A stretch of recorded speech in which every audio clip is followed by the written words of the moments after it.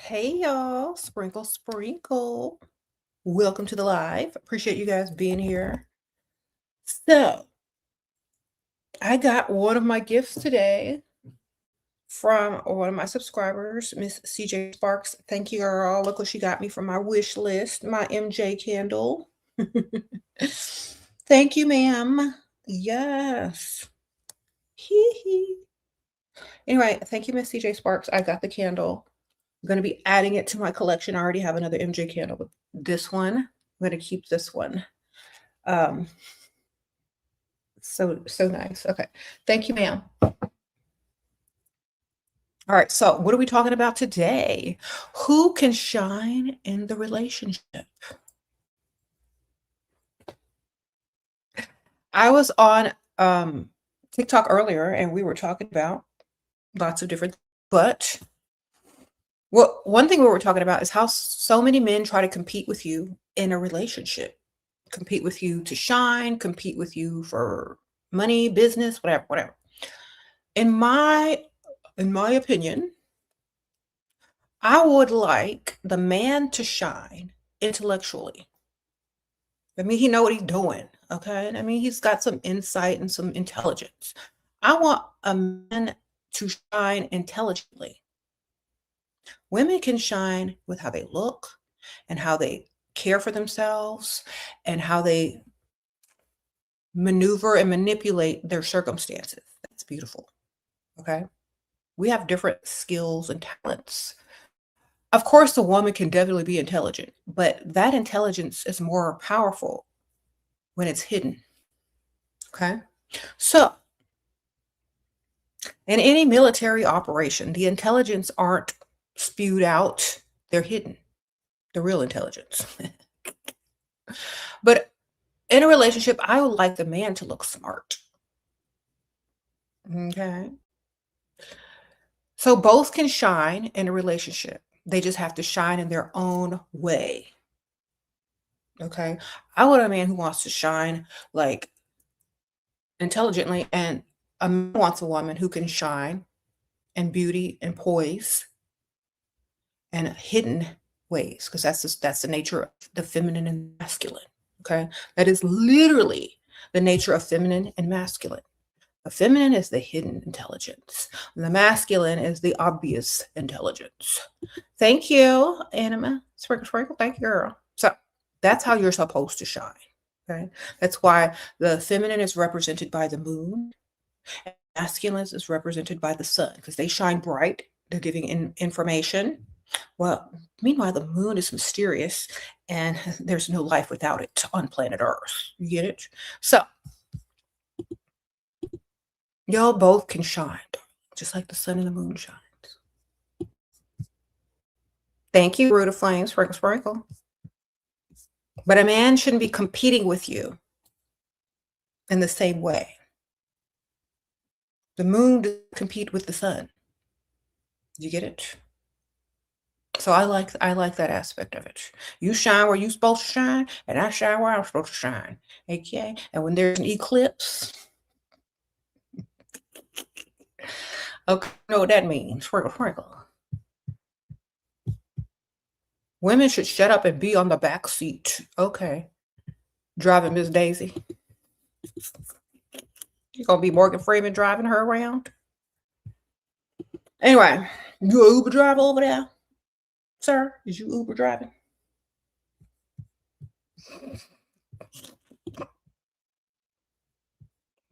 What if you feel this competitive energy just without saying anything?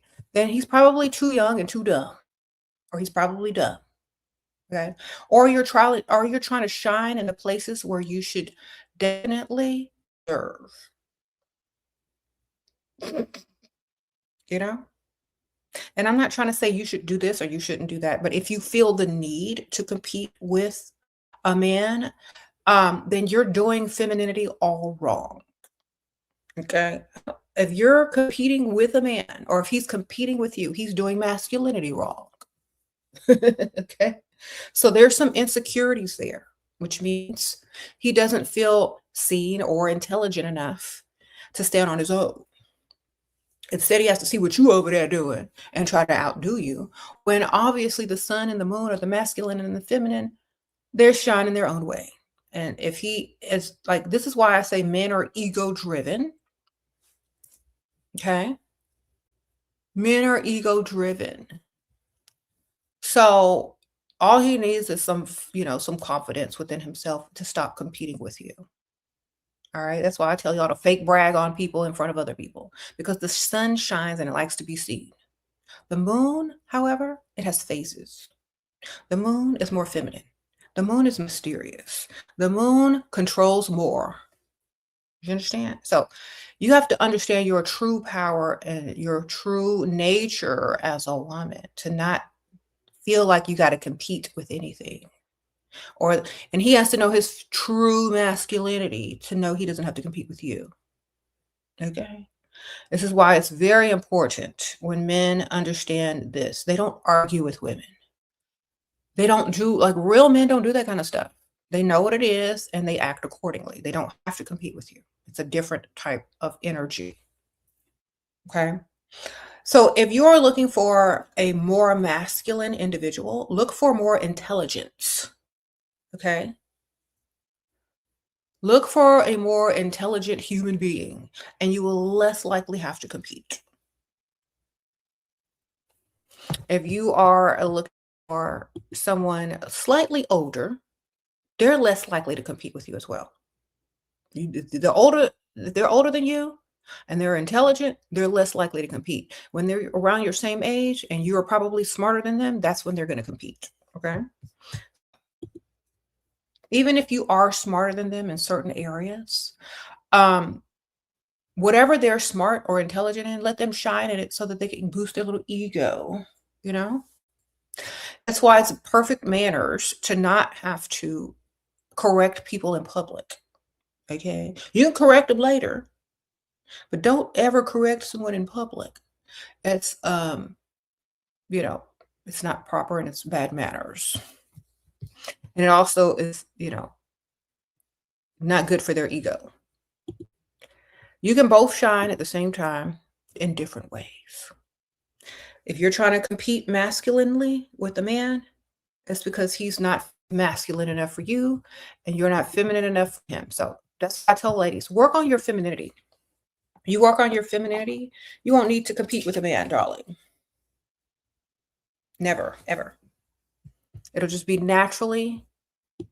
you'll be naturally shining on your own terms. And what masculine man wants to compete with a feminine woman? Exactly. It's not going to happen. So understand your power and your femininity and understand the type of man that's not going to try to compete with you is going to be very masculine and intelligent. Okay? And they're not going to be intimidated by your femininity. They're just not. So this is how you are able to separate the type of man that you're going to be able to tolerate and deal with. Okay. I'm, at my age, being a widow and all now, if I were to ever step out into the dating world again, that man gonna have to be smart. Okay. I can't deal with no dummies. He's gonna have to be super smart. Okay. He's gonna have to impress me. I'm gonna have to have a little pad and pencil out taking notes. I cannot do dumb. Okay. All right. So, and I'm not talking about knowledge with no evidence. I'm not talking about knowledge with no money, because anybody can memorize something, but can they put it into action? Okay. Financial knowledge, other type of knowledge. I need to be able to see that working in your life as well. Because there's so many people out here that have memorized crap but haven't done anything with it to get some money. So, yes, intelligence and masculinity and knowing who you are is very important when it comes to letting someone shine in the relationship and not having to compete with the next person, with your man or your woman. Okay, you got to know who you are, know your true power, live in your femininity. Allow him to live in his masculinity, which means you don't pay no bills. Okay? You don't pay no bill. Man knows his role and let him shine by letting him be a provider. Don't try to take his role away. So many women try to take the man's role away, thinking it's empowering you. No, it doesn't empower you. It takes away from you. It takes away your femininity. So your femininity is your power. Sprinkle, sprinkle. Now, if you're single and you have to do those things, that's different. But when you're in a relationship, it's different. You're supposed to let them do it. Okay? Sprinkle, sprinkle.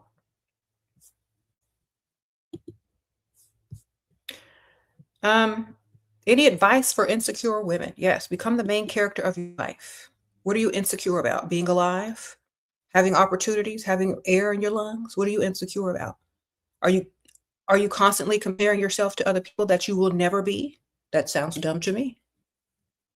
What you insecure about? You're not them. You comparing yourself to them. What you insecure about? Not being enough? Well, then be enough for yourself. Be the main character of your life. Exude main character energy. Don't be an extra in the background. Be the main character of your life. Okay? And where is the insecurity there if you're not comparing yourself to anyone else? Who does the main character compare themselves to? Nobody. Okay? Unless it's a bigger character that they find inspiration in. Do you understand? No. Stop doing all that. You said you bad with money? Well, then learn about money, darling. Bad with something, what do? Learn about it. Find someone to teach you about it. Understand that it's a tool and it's like energy. Okay, you're probably bad with your emotions as well. You probably triggered easily with your emotions. Let me tell you something. When you're bad with money, you're also bad with your emotions. You're also bad with time. And you're also bad with a lot of things. Your priorities are out of order and you're imbalanced. You know how I can tell? Because when you're bad with money, you're bad with everything else, especially energy and emotions, because it all ties in together.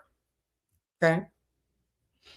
So work on the other stuff first that you can control, like your emotions and your time management.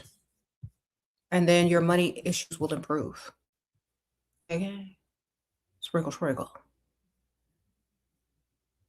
Get up early in the morning too. That helps a lot with money.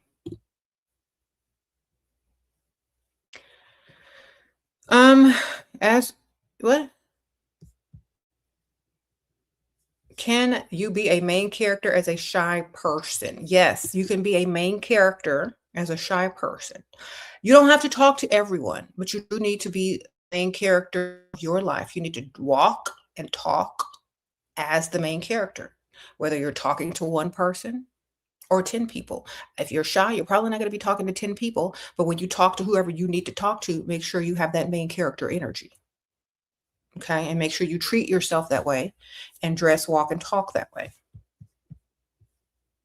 And once you get that main character energy going, your shyness may not be as much anymore.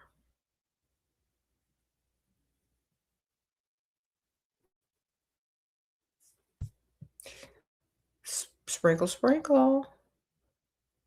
So, who can shine in the relationship? Both of you can shine in different ways. Okay, you're not supposed to shine in the same way a man is supposed to shine, and a man is not supposed to shine in the same way as you're supposed to shine.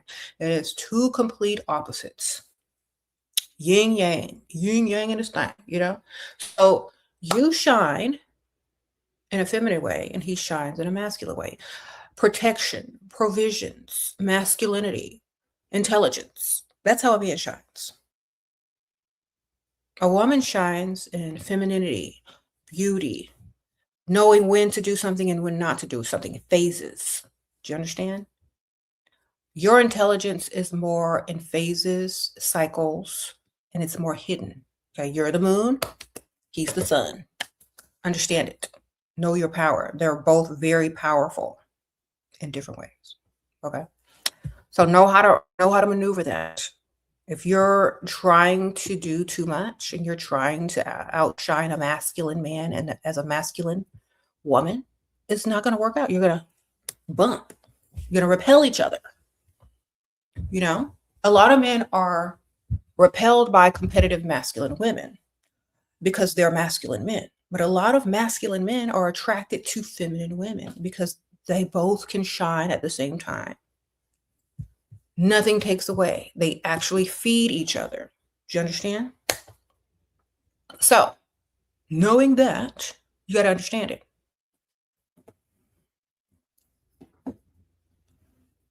Sprinkle, sprinkle. So, if you're continuously in competition in your relationship, you're off balance. The masculine and feminine is definitely off balance in that relationship. So, if you want less competition, become more feminine. Stop doing so much. Do less. Do you understand? Do less. Ask questions. Let them shine in their intelligence and their strength and their providing and their protection, even if you don't need it. Hey, Shira, happy Tuesday. Love today's message. Oh, thank you, David. Appreciate you. Sprinkle, sprinkle. How are you? Okay, why men try humble me for no reason? It depends. What are their reasons for talking to you in the first place? So, psychologically, anyone who tries to humble the next person feels inferior to them by nature. So, what is it about you that makes them feel inferior to where they have to try to bring you down to their level? Are your standards too high? Is your beauty too much? Are they trying to distract you from their lack? You need to pay attention to why they're doing it. Okay? It's always why. Why do they choose to do this? What are they lacking that they're trying to distract you from? Why are they trying to bring you down to their level if they can't get up to yours? You know? A real gentleman and a real masculine man will compliment you, darling, because they have nothing to lose by giving you a compliment and trying to impress you. And their compliment is not going to be rooted in lower nature either. It's going to be a genuine compliment. When a man tries to humble you and break you down, it's because he has nothing to give. So all he has is to take. Do you understand? So X them off the list and move along quick.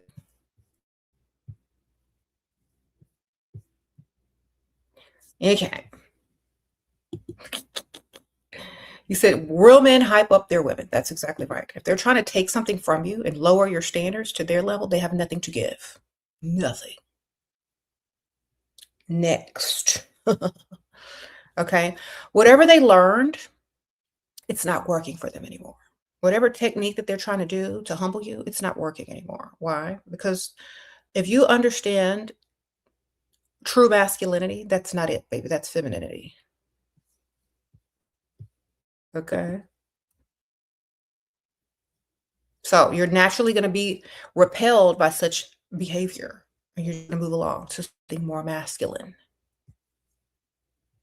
You said men always tell you about their financial problems. Why? Because they're not trying to give you any money. And they don't like you enough to want to look like they have money in front of you. Okay? Because if they were trying to impress you, either they'd be lying that they had money or they would tell you about the money that they actually have. If they're telling you about their financial problems, they're telling you, first of all, I ain't finna spend on you. You finna know I got issues, so you don't even attach. Do you understand? And if you're dumb enough, you'll pay. So they don't like you. Sprinkle, sprinkle. Wonderful. Learn to read between them lines. You help him get a place, now he won't let me move in. That's because you're dumb and you're a pygmisha. Sprinkle, sprinkle. Okay, I wouldn't let you move in either, ma'am. Okay, now let me tell you why, and I'm so sorry I had to tell you in that way. But if you got to help a man, he don't want you. He don't like you if you got to help him. Let me tell you why. Because he should be helping you. You're too masculine for him. Every time he sees you, he's going to see the help that he needed. Every time he sees you, he's going to see the struggle that he was in. Every time he sees you, it's going to remind him that he was not enough and he couldn't get his own place on his own. So guess what? He used you. He climbed on your back. He got a place. And now whoever he moves in next is going to see him as a real man. You don't help men. That is very masculine of you. Men are providers. Men are protectors, not the women. You have repelled him with your masculine energy. Okay? Don't do it no more.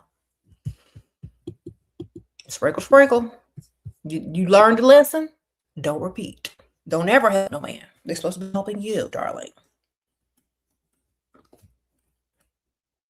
A real man wouldn't allow you to help him. Now he can go be a real man elsewhere.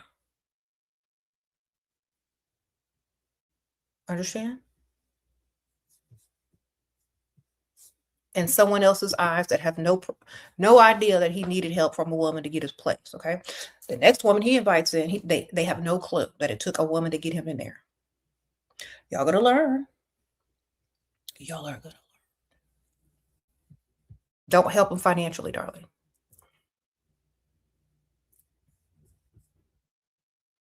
Mm-hmm. Sprinkle, sprinkle.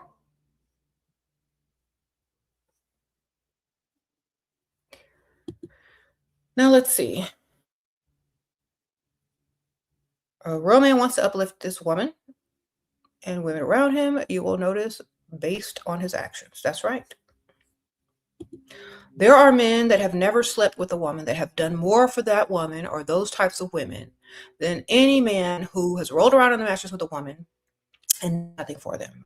Real men that like you and are attracted to your feminine energy, they're not going to rush you to the mattress. They're going to want to put you on a pedestal first because let me tell you something.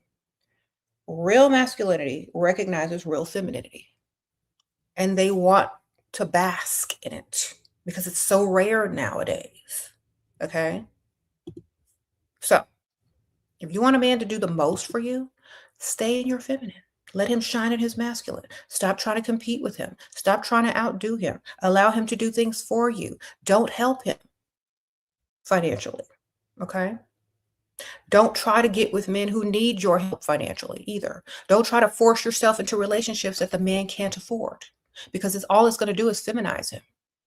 And some of y'all pick Mishas out there keep doing that. Y'all be forcing your way into a relationship where that man can't even shine and be masculine because he needs some help. And who's going to help him? Pick Misha over there. And then when you help him, he's going to feel less and less, and he's not going to reach his potential, and he's not going to strive to be more masculine until another woman who doesn't know his past comes along and assumes he's masculine. He's going to take your little pick Misha money he's going to be masculine with your money to another woman until he gets himself together. So that's why you can't help men, okay? Because it literally repels them. It literally, what is this piece of hair sticking up?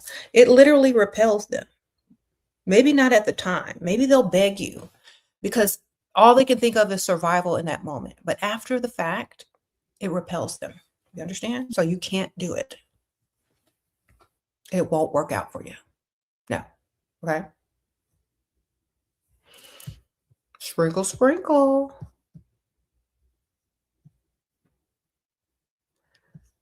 All right. How do you detach from a potential? Why are you attached to potential? You need to be attached to something tangible, darling, not potential. You're attached to an idea, not him. Because if he hasn't done anything for you, what exactly are you attached to? The idea that he might do something for you that he hasn't done yet and may never do? You're getting attached to the idea and you're associating the idea with the person who hasn't taken the action to make the idea into a reality. So you need to detach from the person and only attached to the standards, which will bring in the idea into the material. So the idea that you're looking for is a provider. And in order to turn that into the reality, you need to find a man who wants to provide for you. A man who likes you times 10 will definitely want to provide for you. So you need to go and figure out how you can attract a man that likes you times 10 because that man want to provide, not a man that likes you times 1 or 2. So that's what you got to do. Okay. You need to check reality and stop looking for potential ideas that can't manifest through your lack of information on how much that man likes you. That man don't like you enough in order to manifest his potential providership. Okay. So what you got to go do is you got to go be in the presence of a man that likes you times 10. And that providership will manifest. Okay. If y'all need it broken down in a different way, there you go. Sprinkle, sprinkle. Mm-hmm. I need to do a separate video for some of you keep using emotions wrong. Yes, I do. I have one. I have a couple of videos on how to control your emotions.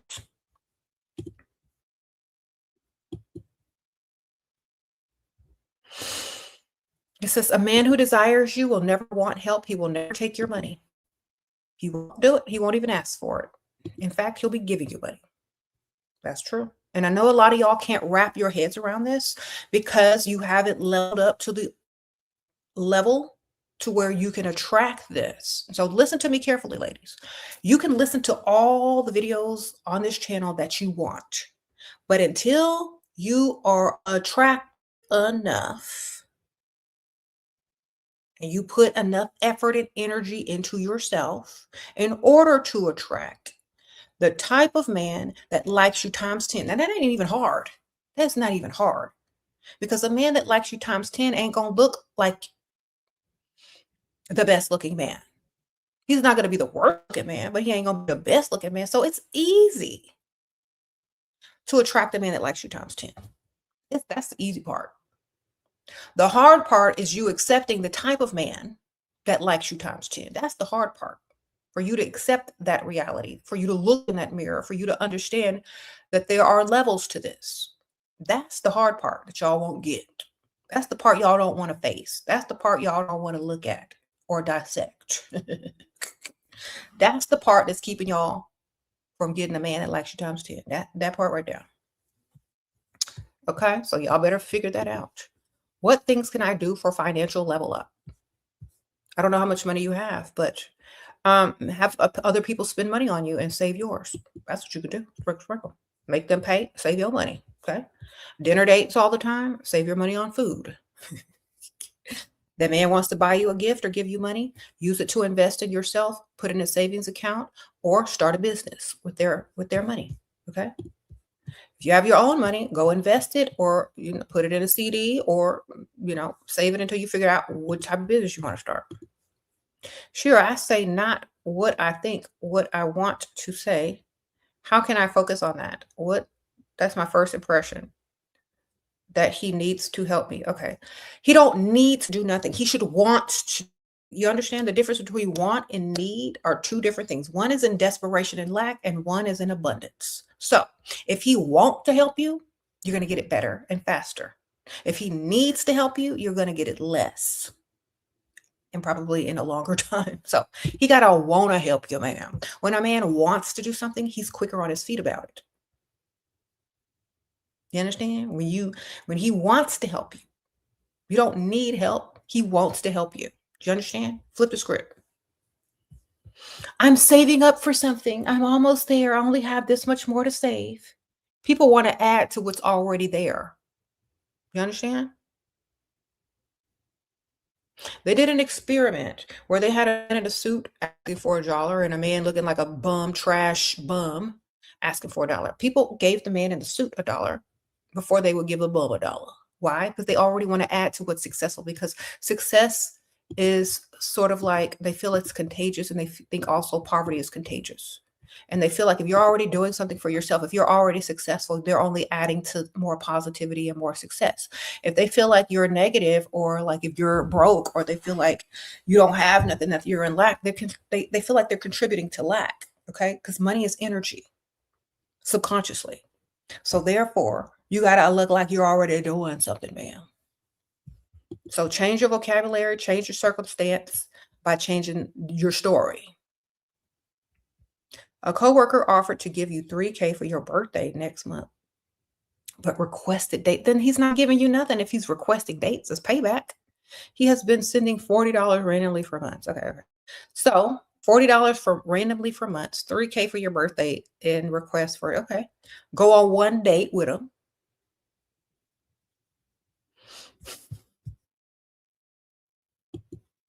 And if you like him, maybe you can go on some more dates. But don't say dates. Just go on one date with him. And that's it. And if you like him, make him invest even more. Okay. Oh, okay. I guess I can go out with you one time as friends. Then when he gets hooked, then you get some more money out of him. Sprinkle. What can I do to win against a younger pick-me-sha? Supposed to be competing with no pick-me-sha, baby. And if you are competing against a pick-me-sha, you stupid. There is no competition between a woman who knows her value and a pick-me-sha. The pick-me-sha is there for free, and you are not. Do you understand? Do you understand the difference? It's kind of like this. Think of yourself as a very expensive restaurant. You can't eat there every day unless you're super rich. Okay, pick-me-sha is Applebee's. You're fine dining. There is no competition, baby. What you doing? Let him go eat at Applebee's when his money is down. When his money is up, he will come right back to you. Do you understand? There is no competition. Okay. What are you going to start doing at the fine dining restaurant? Start to do 2 for $20 and take coupons, ma'am? There is no competition. Know yourself. Know your value.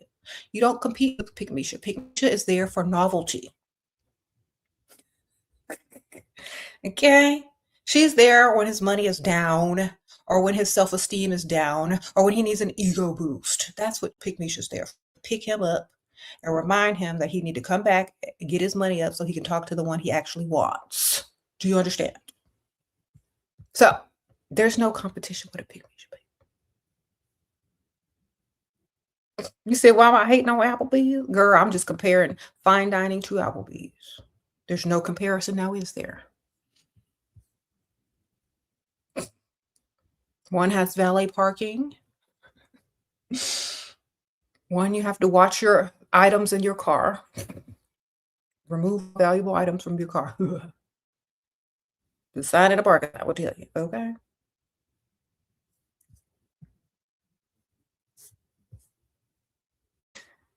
So, does the Motel 6 compete with the Ritz-Carlton? I think not. So if you're comparing yourself to pick-me-sha, you already losing, girl. Now,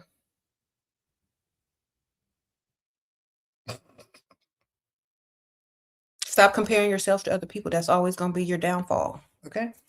All right. So, do better.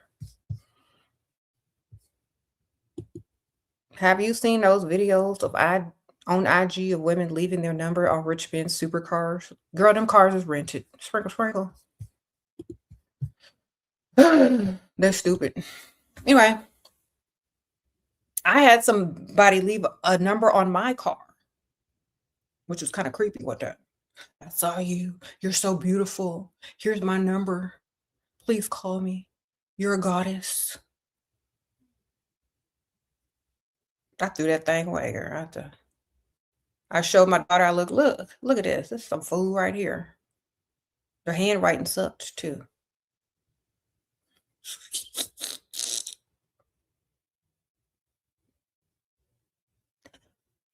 Sprinkle. Some dusty, probably.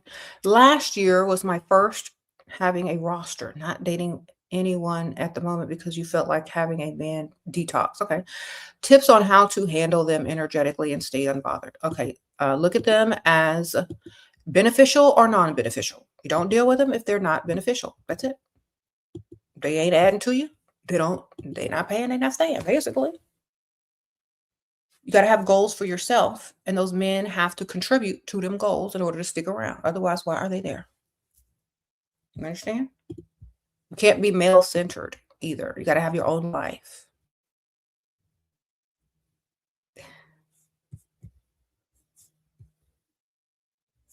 Got to have your own life.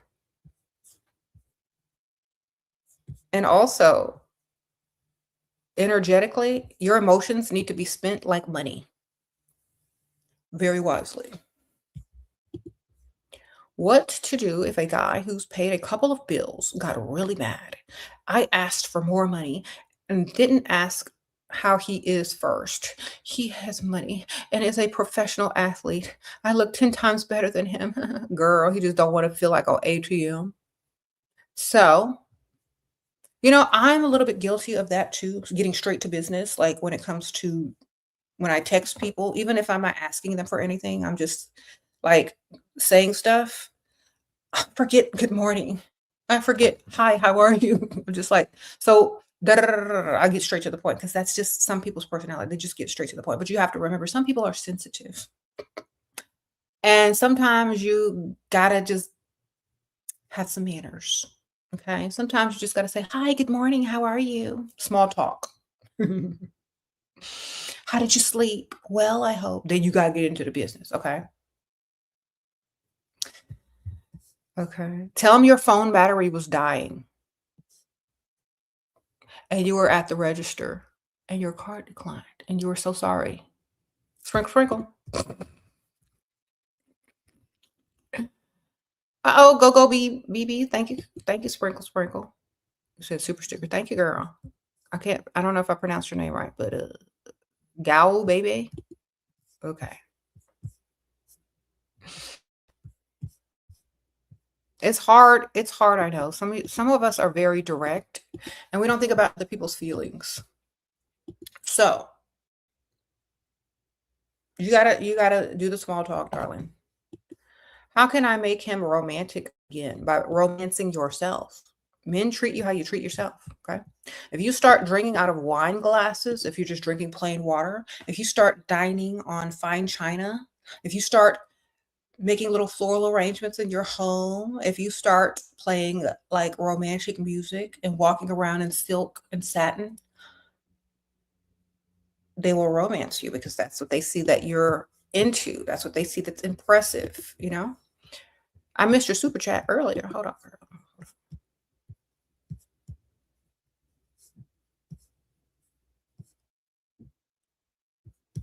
Girl, hold on. I don't see it. I don't see it. Oh, here we go. You work out a lot and training to be a pro wrestler. Okay, okay. WWE style. Okay. Is this something I should share with you? No, unless they're a bodybuilder, unless they're into that lifestyle as well. But no, I wouldn't tell nobody, girl. They're just going to be surprised one day.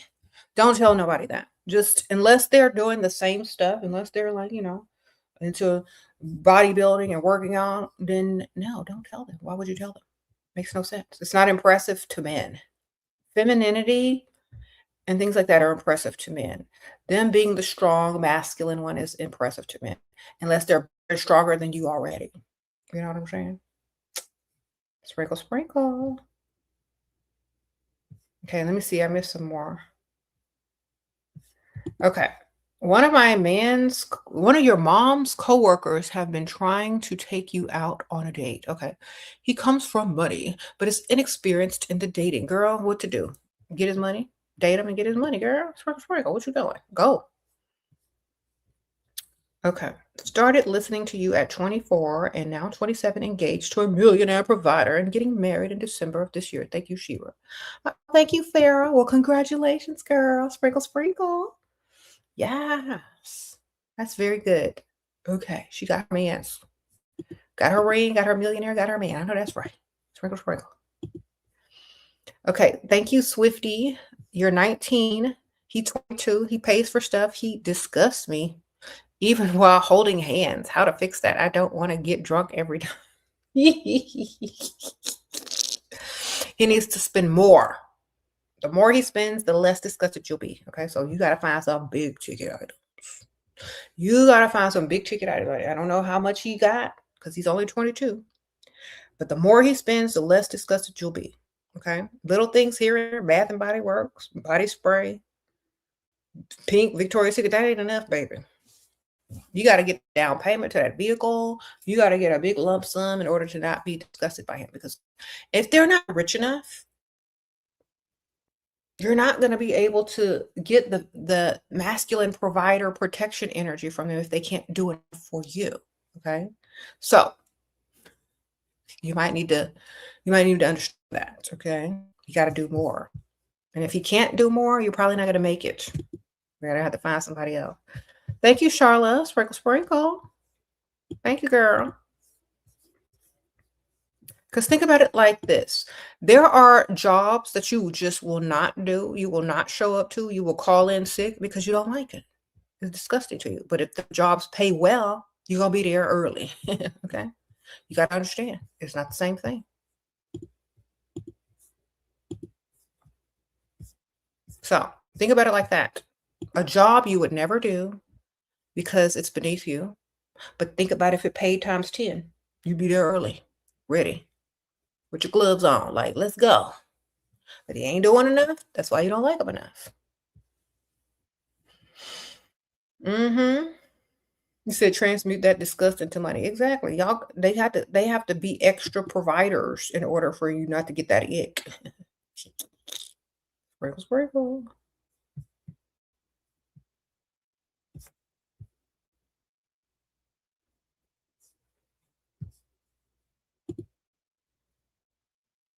Mm-hmm. Can you always invest in what? A hazmat suit. Oh my gosh. So you say all these men discuss you at some point. Well, you got to look at it different. You got to look at it from a different perspective. Why are they disgusting to you? What purpose are you looking for them to serve in your life? You know what I'm saying? Now listen to me very carefully. Based on your perspective is how you're going to view them. Based on what you need them for or want them for is going to disgust you or not disgust you. So that's why y'all need to have clear goals, clear understanding as to what you're doing with this person in your life. Then you might not be disgusted by them if you have a clear vision of what they're there for. Y'all are going by potential. Y'all are going by fairy tales. Y'all are going by the misconception that men are perfect. That's why y'all are all disappointed and disgusted, because y'all are looking at it from the wrong perspective. So what you need to do is look at it from the correct perspective of what you're there for, what you're going to benefit, and so on and so forth. Your perspective is everything. Y'all are going there with the wrong perspective. That's why y'all are all disappointed. You go in there for the correct perspective, the one that you create, then you're going to get in there and you're going to understand why you're there, and that's what you're going to be focused on. Simple as that. Y'all are in there for what? The Disney fairy tale? The lie that society told you? You signing up to do free maid work? Well, that's why y'all are disappointed. I'm not, okay. Learn how to make your own rules, your own morals, and think for yourself as to why you are doing certain things. And your perspective will definitely change. Your older YT man, by 14 years, sometimes instigates political arguments and makes racist jokes. Disrespect him back and say racist things back to him. But I think he enjoys it, girl. He probably do, girl. Sprinkle, sprinkle. That dopamine. He pays for everything. Well, you better get creative. Sprinkle.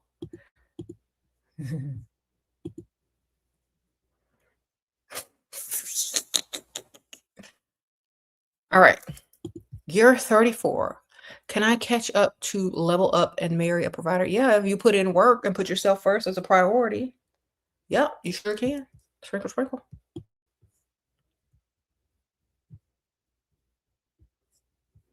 He said, nobody is mad at a woman that loves money. Why would they be mad? If men love money, why shouldn't women? What are we supposed to love? Dust? Poverty? I don't understand. What's wrong with liking a man that has success? Who you can trust and feel safe around? Who can provide for you and a family and put your future offspring in a better position? What's wrong with that? Nothing.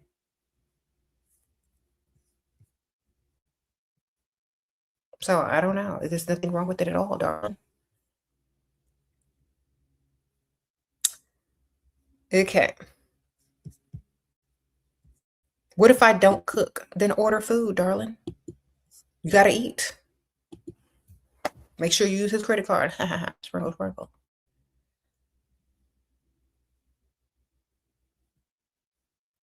Your pick me friend used to make fun of me for being single. Now she's single and I'm married to a provider. I know that's right. Tell her to watch and learn.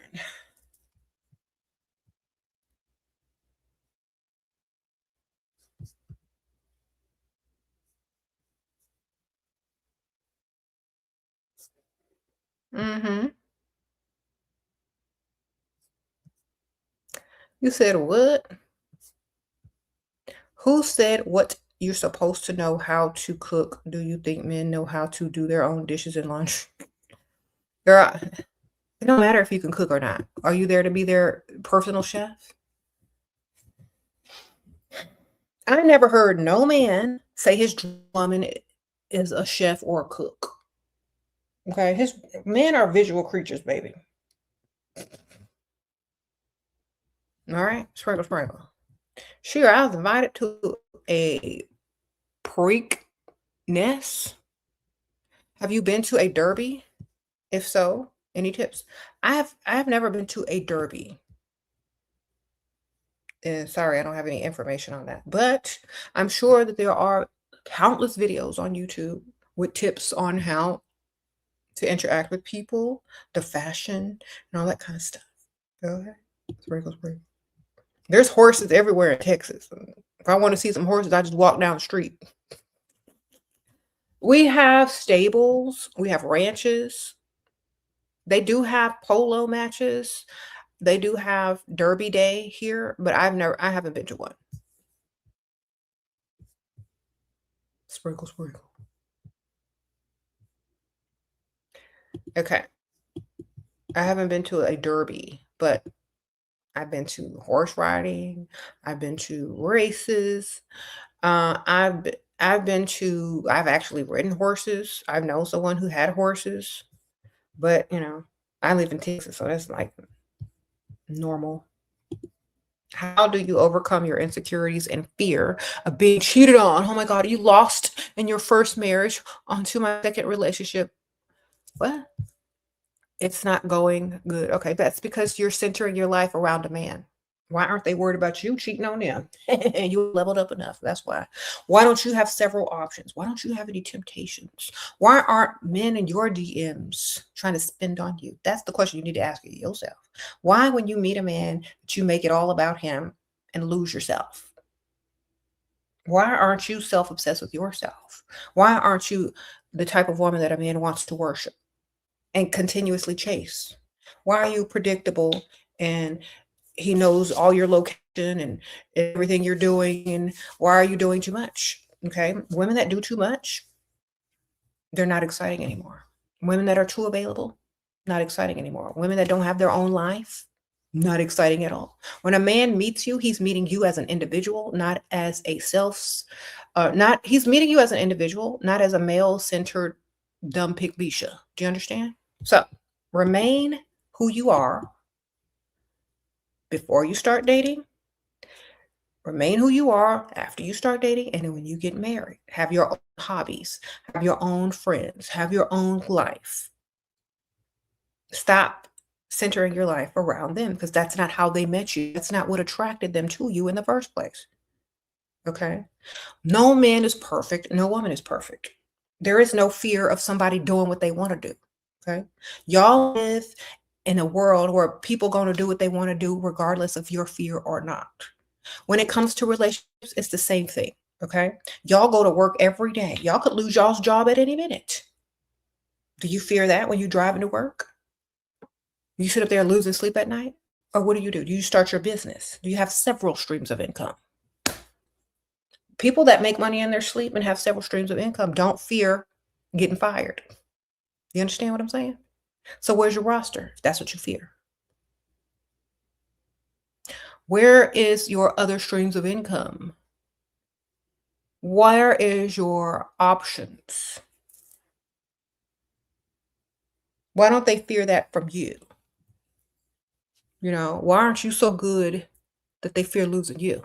Okay. Like if a company has you and they're paying you well, and they might fear losing you to another company. Why not? Why are we all dumb in relationships but smart in business?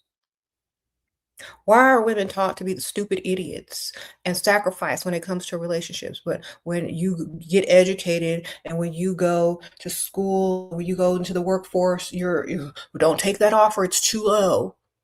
Well, make sure you're not an expendable employee. Make sure you're valuable to the company. Make sure you keep learning and educating yourself on the subject and whatever. Why don't you do that? Make sure you have other options. Make sure you get a resume circling for better options. Why not in relationships? Why do they teach y'all to be stupid and dumb, smart and everything else? Because y'all are brainwashed. And so, if you don't want to be male centered and looking stupid in the end, make sure you understand and you treat your life as if you're the main character, the leading role, the star, and the business savvy woman that you are, and keeping your options open, darling. Okay? Otherwise, you're going to look dumb in every situation. Oh, Shira, you got I love you, girl. And my favorite Shira moment is Beauty and the Beast. Sprinkle, sprinkle. Girl, I'm not telling that story again, but thank you, Grand Duchess Chelsea. I'm not telling the Beauty and the Beast again, baby. Now go watch the video. The whole point is that's the best representation in Disney, Beauty and the Beast. Sprinkle, sprinkle. He worked hard to impress her. He had to get her approval. He will, built her little library. She knew she wanted somebody with some money. She did not want Gaston or that provincial life. Took the place of her daddy in a nice castle. Daddy, you go home. I got this. You know what I'm saying? She knew what she was doing. She made him work. Work for her. Okay? And he wasn't perfect.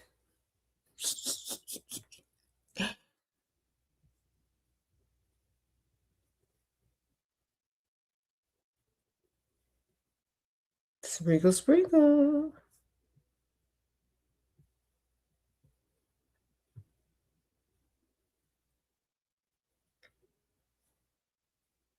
If men are not interested in sleeping with you, then options dwindle. So where is your option is a funny question. Okay, so if you know what?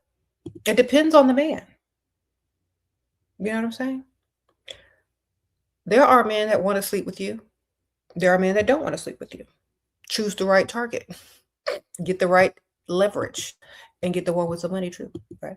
So I say when a man likes you times 10, he's not going to rush you to the mattress because he wants to invest in you.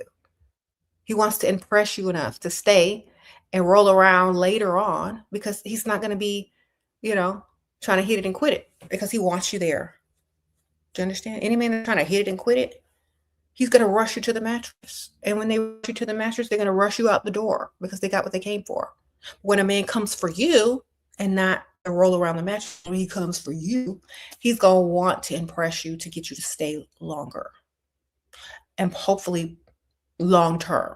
So he's not coming for you if he's rushing you to the mattress. Okay. That's it. So when a man wants you, he gonna come get you and he gonna make sure you stay there. And if you're smart as a woman, you know what type of men like you times 10, and that's what you attract and that's what you deal with only.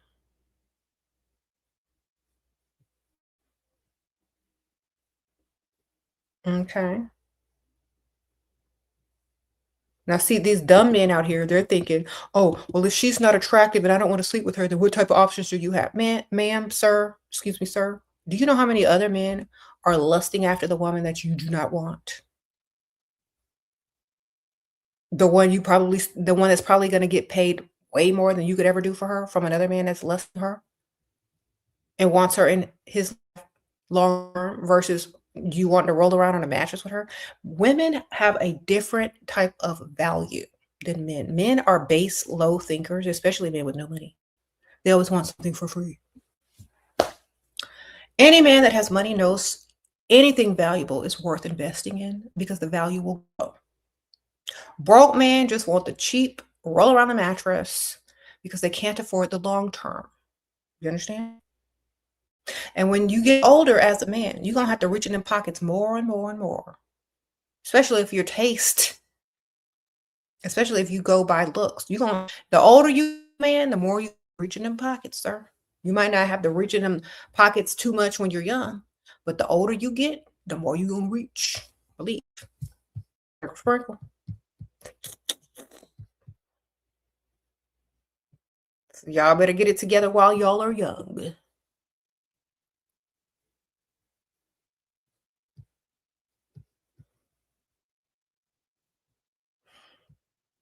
It's hilarious. It's hilarious when they get old and they start getting that age on them, and they start getting insulted by women who are asking them for money. They forget. The older you get, the more you got to reach for them pockets.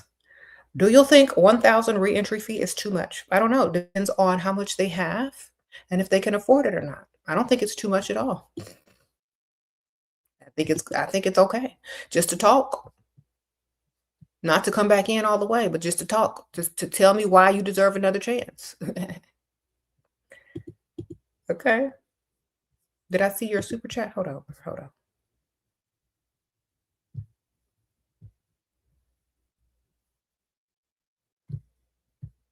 Should you dump a guy because he has a roster? No, because you should have a roster too with richer men on there. Put him under your phone contacts is what he can do for you. So if he's free food Freddy, all he can do is take you to eat. Put him under free food Freddy. Okay. If he's Bill Paying Bob, that's what his name is. Bill Paying Bob. What is he doing for you? What are you doing for him? You know? Is he free food Freddy to you? Then that's what you say. Don't look at him as anything more until he does something more. Who cares if he has a roster? Maybe he's free food Freddy to 5 women.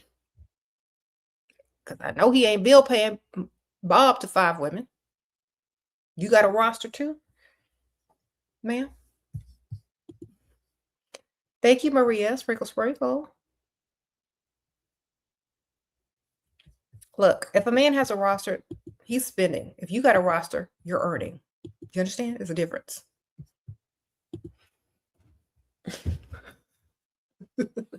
You eating free, he's spending money. Understand? It's not a good look if a man has a roster because he's spending money. He's spending money. You're gaining. You're earning. You're eating free. It's not the same.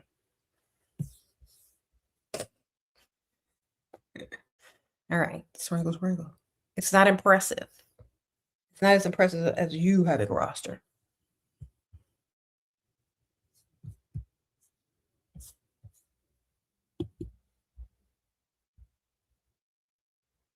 Uh-oh, sprinkle, sprinkle. Should you break up with a racist after you finish post grad? You stand to make 6 figures in my field. Sometimes he says he wants to marry me. Sometimes I feel like settling because I'm a foreigner and I'm in my 30s. Girl, this is America. Everybody racist. Sprinkle, sprinkle. That's the American way, darling. Either you can deal with it or you can't, girl. So you choose. You live in America. You say, "Welcome to America." Exactly, girl. You pick and choose, baby. They gonna do that regardless. Whoever they with, they gonna do it too. Mhm. Whatever race that's not their race, they gonna do it too. It ain't personal. It's just learned behavior from living here so long. So therefore, either you take it or you can't. Take the money, girl. Take the money. Take the money. Then you can dump them later. But until you get your 6-figure salary, keep them on as your money. Okay. The very cash that you have. You look on some of them cash. Some of them presidents own slaves. Their money is even racist. Just get the money. All right. Who cares? If it don't bother you, if it's adding to your account, this is America. Everywhere you turn, you're gonna see something racist. You're gonna hear something racist. Do you take it personally or do you just take the money? I'm about my money. Okay. Sprinkle, sprinkle. I'm just gonna get the money. If you lived in another country, it would be about classism. If everybody's the same race in some other countries, then you're gonna deal with class. You're gonna have to deal with something. Just get the money. You're a pygmisha and a person pleaser for Shira only. Thank you, girl. You silly, but thank you.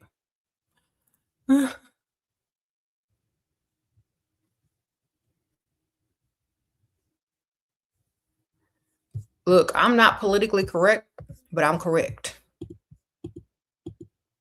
Think about it.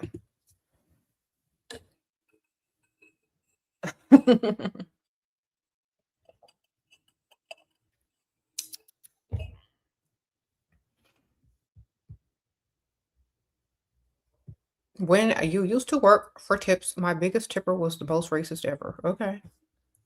Perhaps they're going through an internal conflict and they're projecting on you their own insecurities, darling. When you understand why people do stuff, you don't take it personally no more. You understand? Yeah. That's why I don't take hardly anything personally because I understand the internal conflict of people who project. It don't matter. I don't care. Give me the money. Project some money over here. All right. Y'all be taking stuff too personally.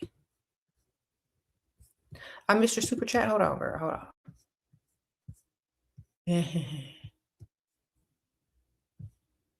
How do you leave if you don't have a roster yet?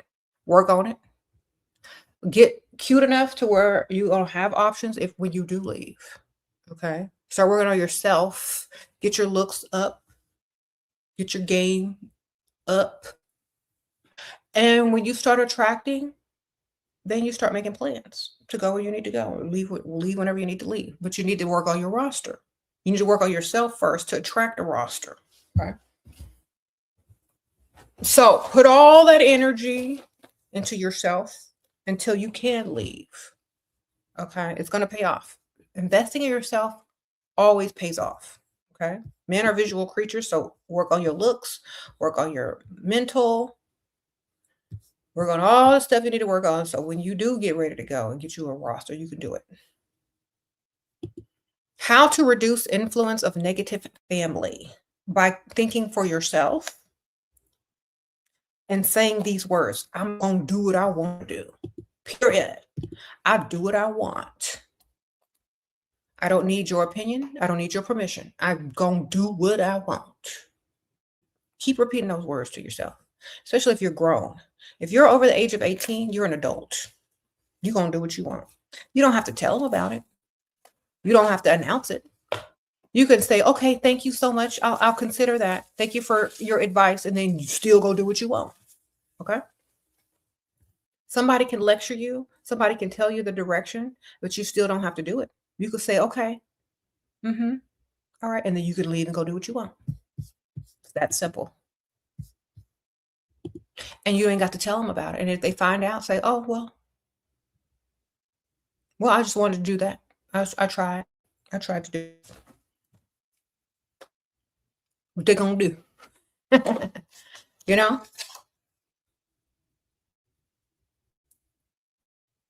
Make sure it's beneficial to you, whatever choices you make, though. Okay. Sometimes your family will try to hold you back because they don't want you to surpass them. But you're supposed to surpass them. That's the funny part about it. You're supposed to surpass your family, your mama, your dad. You're supposed to be better than them.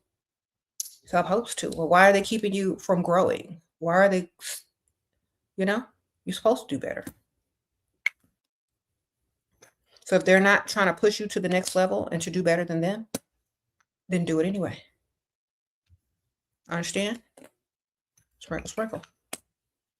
If they're trying to save you from making dumb mistakes, then consider that.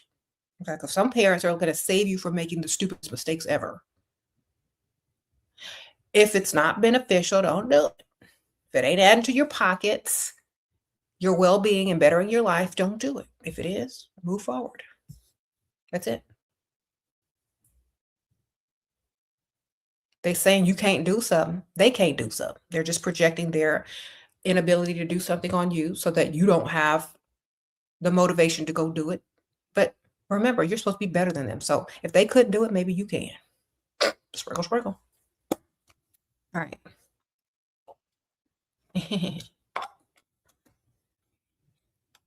You feel worthless in the relationship? That's because you feel worthless to yourself. Why do you feel worthless? You're supposed to be the main character. Why do the main character feel worthless? Because they're not doing enough for themselves. Do something for yourself.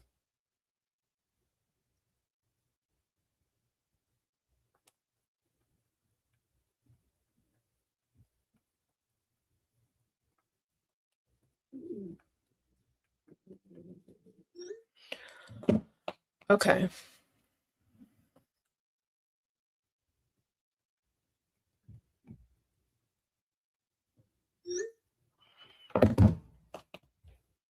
Mhm.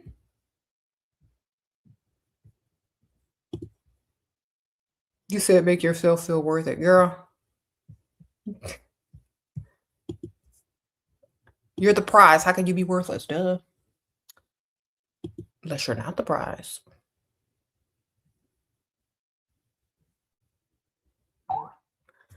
What?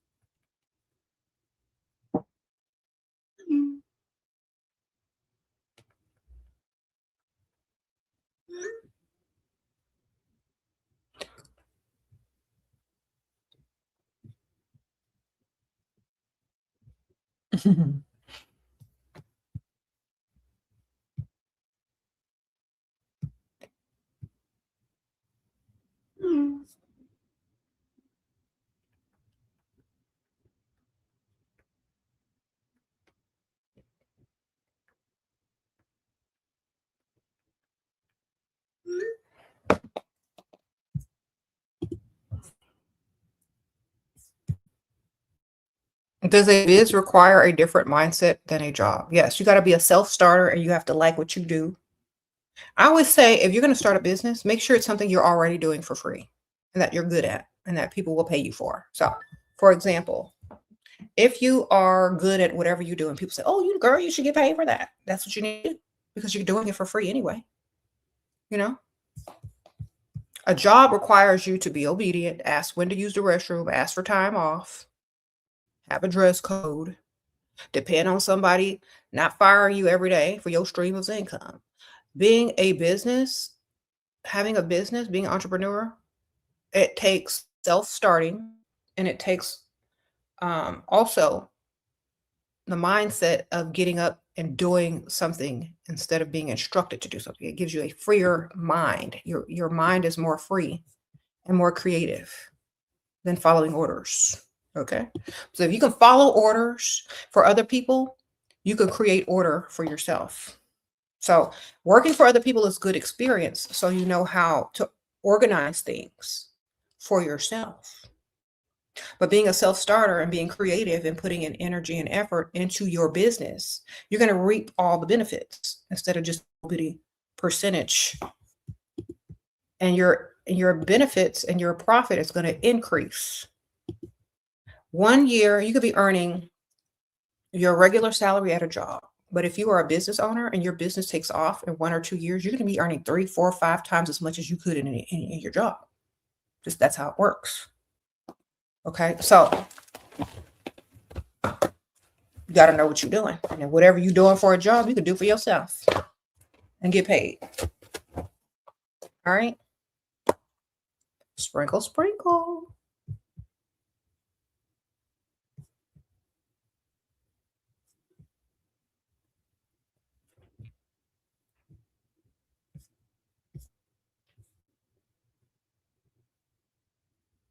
You get no time off running a business. Well, work smarter and not harder.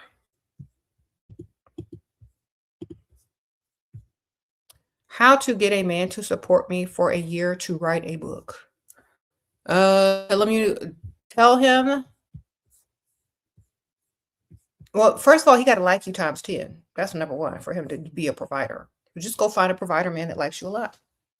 And he'll pay them bills, girl. You just got to find the right target. Don't tell him what you're doing.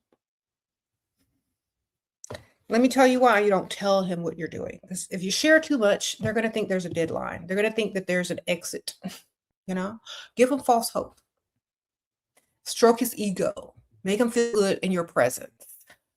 Brag about him on the phone to someone that's not really there. Oh, my man, he does so much for me. I don't know what I'd do without him. Yeah. Yes, girl. You need to find you one like him. Ain't nobody on the other line. Okay, when you go out, look good, represent.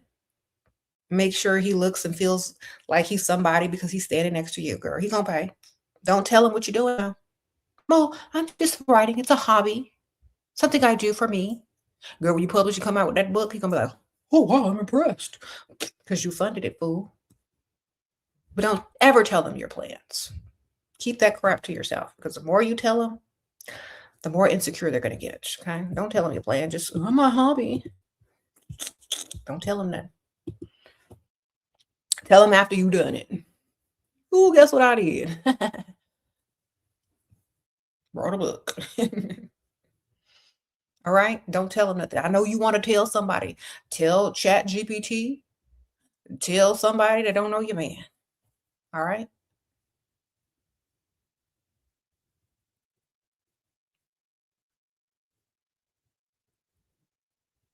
Sprinkle, sprinkle.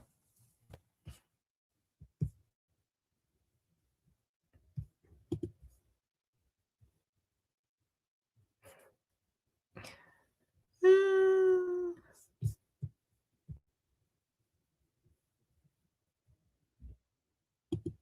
He might be in the book. Tell him that if you already. I'm not telling nobody nothing. You're going to find out after it's done. What's the point? Because think about this. If you tell him, you get you a provider, you tell him what you're doing, he's going to be asking you about it all the time, getting insecure, distracting you. You don't need that. You need to be able to work, be creative, and get your money. You understand? The less they know, the better. All right? I know this. Look, I got all these books right here. Look at this. I got Leveling Up to Your Best Life, how to, creating a life of comfort and luxury. I have Too Pretty to Pay Bills. I have Sprinkle, Sprinkle. I wrote I Bring Nothing to the Table. I even have a coloring book, you guys. Okay, I have The Wisdom of SheraSeven. Okay, I have How to Do What You Love. Now, you think my late husband knew that I was writing any of these books? No, he didn't. They arrived at the doorstep. And do you think he's read any of them? No, he hasn't. The only one that I ever gave him to read was this one. Living Up to Your Best Life, Creating a Life of Comfort and Luxury. This is the only book that he's ever read that I've written. This is the only one I gave him. He doesn't even know about these other books. Why? Because I didn't tell him. Sprinkle, sprinkle. But in my acknowledgments, I would like to thank my family who loves and supports me in everything I do. Y'all make it easy for me to be who I am. I would also like to thank you, my husband, who has given me so much over the years and continues to each day. Thank you, James. Thank you to my daughters. And thank you to my mother. I would like to see. So I thanked them in this book and I gave it to him because he did help me level up and create a life of comfort and luxury so that I would be able to help y'all. This is the only book he's ever read that I've written. So you too can have your own thing, do your own thing without having to tell everybody everything. He's seen the other books, but he's never read them. He don't care. He didn't care. He was like, as long as you're doing what you like to do, I support you.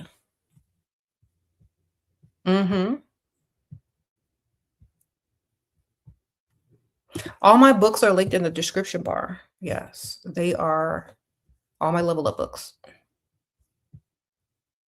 You could also get them on Amazon. Just type in SheraSeven. But the link is in the description. I think it's the third or fourth link. I'm not sure. All right.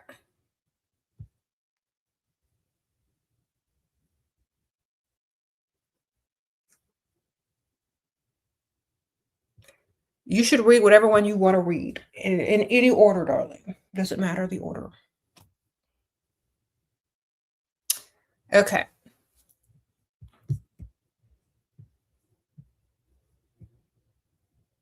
In fact, just buy the ball. Sprinkle, sprinkle.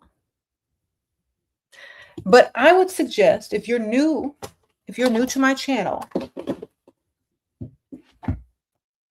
I Bring Nothing to the Table is a guide. It has questions and answers, and it has a little glossary of terms in the front that I use in my videos and throughout this book. It's a very simple question answer guide, and it has some as you know, bringing nothing to the table, this mindset. Okay, you're not to serve, you are there to be served. You understand? Sprinkle. I would start off with Pretty to Pay Bills. After that, maybe The Wisdom of SheraSeven. If you got to stay on track and stop going back to the dust. These are like affirmations and quotes that will keep you focused. And then, of course, Sprinkle. How to Date a Provider and Avoid a Dusty. So depending on which one you need, when you need it, get it. Get all of them. Sprinkle. I wrote the books just like I talk. So it's very to the point. I don't there's one thing I can't do and one thing I can't stand. It's people not getting to the point. Okay. There's no long biography, nothing. It's just straight to the point, baby. Get into it. All that filler stuff. Okay. Sprinkle. You ain't got to worry about that filler crap. It ain't in there. I didn't do it. Straight to the point. All of it is to the point. Just like I start videos. All right. Uh-oh, you received my perfume. It smells like an exquisite gourmand glam fragrance. Oh, thank you so much. I have been more selective while using it. Thank you, Shera. Uh-oh, thank you, B-Lux. Thank you, girl. Sprinkle. She got my perfume. Thank you for getting Love Potion number 7. I appreciate you, girl. It's the first in the description bar. If y'all are interested, y'all go and click under the video and get your Love Potion number 7 as well. It's vanilla, coffee, praline, tonka bean, cinnamon, ginger, white floral, and skin musk and candy. Yes. Thank you, girl. My Jodeci Carl Thomas songs recommendations. All of them, girl. Sprinkle. You like 90s R&B? Girl, all of them. I like Come and Talk to Me. Really wanna meet you. Can I talk to you? Ooh, yeah. By Jodeci.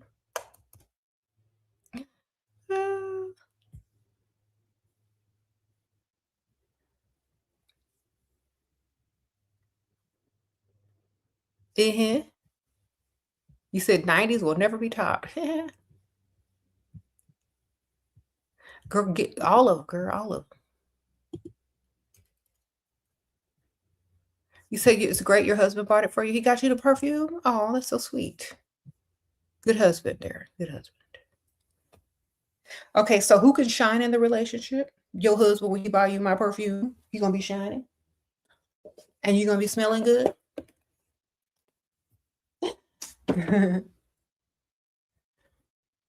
Okay. You said you're not American? Then you don't know who Jodeci and Carl Thomas is? Well, Google them. That's what Google is for, darling. Get into it. It's music. They're musicians, darling.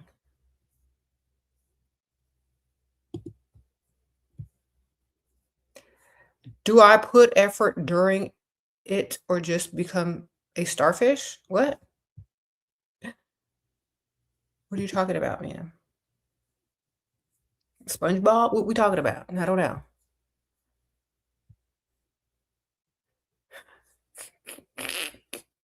Do what you feel, girl. Do what you feel. Don't overdo it though.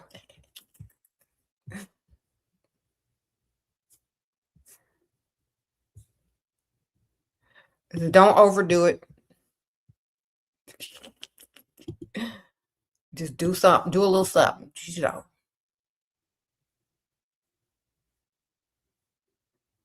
Do some yoga on it. I don't know what to tell you.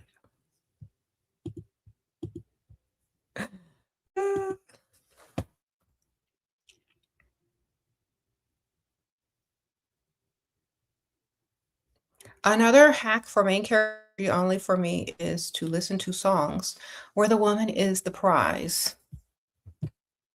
No Pygmisha songs for me, girl. I can't do no Pygmisha songs either, girl. Thank you.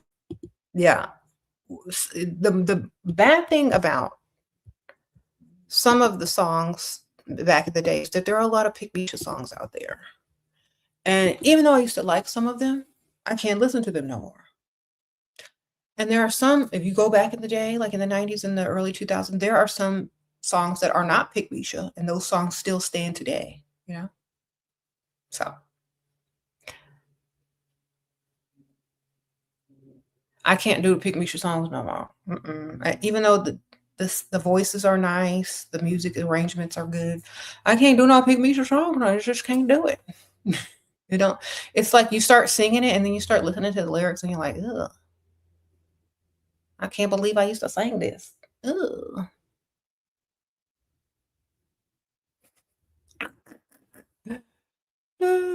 These.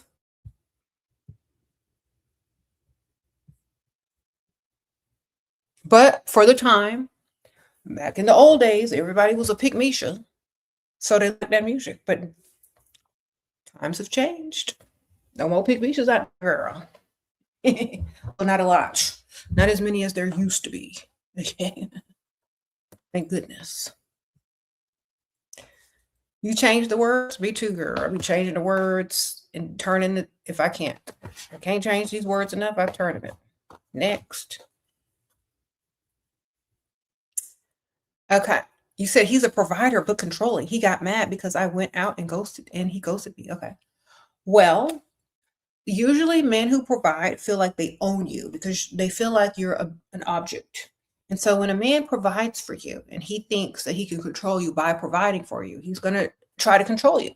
But if he's not the only one providing for you, he really doesn't control anything now, does he?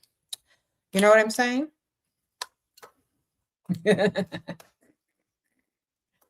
So, therefore, what do you need to do? You need to make sure you have several options and several streams of income, perhaps several providers. Then he can't control nothing. Now can he? Get you some backups, get you a little roster, and get you some businesses, man. You won't ever have to run into that again. Okay. So learn how to be strategic in your relationships, and you can't be controlled. Now, depending on what he's trying to control, what is he trying to control? Where you go, who you hang out with, what time you come home? Like, what is he literally trying to control? Is he really trying to control you, or is he trying to ask you to consider what he feels like the relationship should be? But if he's trying to control your actions and what you're doing, that's also another thing. Like some guys that have a lot of money, they also have a reputation, and you can't be out there twerking in the club. If he's trying to make a deal, and if he's a public figure, if he's running for office, you can't be out there twerking in the street if you're dating a man that has a reputation to protect. So if he don't got no reputation to protect, he's probably not going to care what you're doing as much. Okay.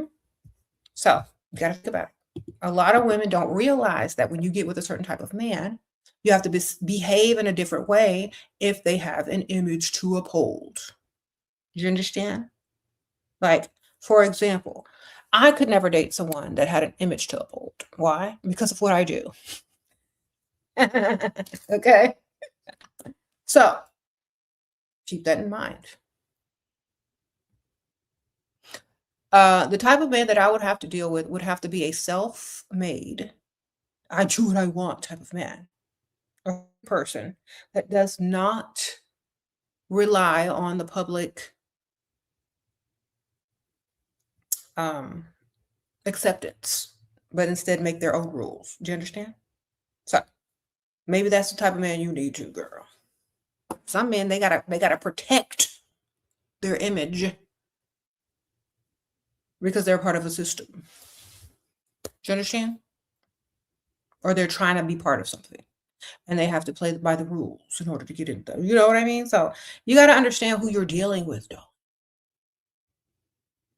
Are you dealing with Kanye or are you dealing with a presidential candidate? Who you dealing with?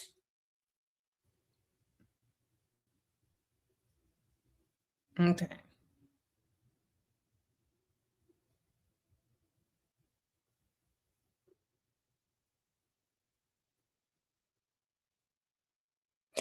Exactly. That's so true because there's rules to it and obligations. Exactly.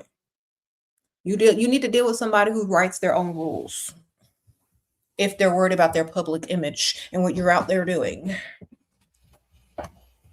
Okay. Ooh, you said no man baddies. Uh-huh. A man says our relationship feels transactional. How to get more coins? Sprinkle, sprinkle. Okay. Tell him to put you on direct deposit because you don't like talking about money. And if you can focus on the relationship better, if you don't have to ask for money every time you need something, just put that in there every week or every month automatically so we can just focus on this relationship. Then it won't seem so transactional now, will it? I'll just have what I need so other men don't have to give me the things that I'm lacking because you can't do it on time, or I'll have to ask you and you got to crumb me all the time. Now, get on direct deposit every month or every week from that man. Okay. And it won't seem transactional at all because he won't even know. He won't even think about it. It's just going to be deducted, just like when they deduct money and put it in their savings account, and they're going to know. You're just going to have everything you need and want. And you'll be able to focus on the relationship without having to, I need some money. You know what I'm saying? Direct deposit, baby. Okay. Did I spelled relationship wrong? Did I? No, I didn't. Are you saying you spelled something wrong? Thank you.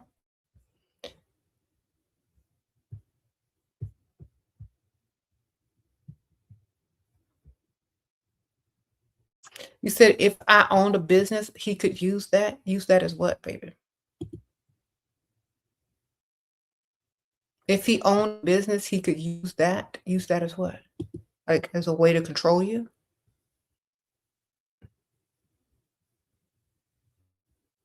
You have to understand what type of business do they own? Do you fit into his lifestyle? See, when you're in a relationship with a certain type of guy, you got to fit into their lifestyle.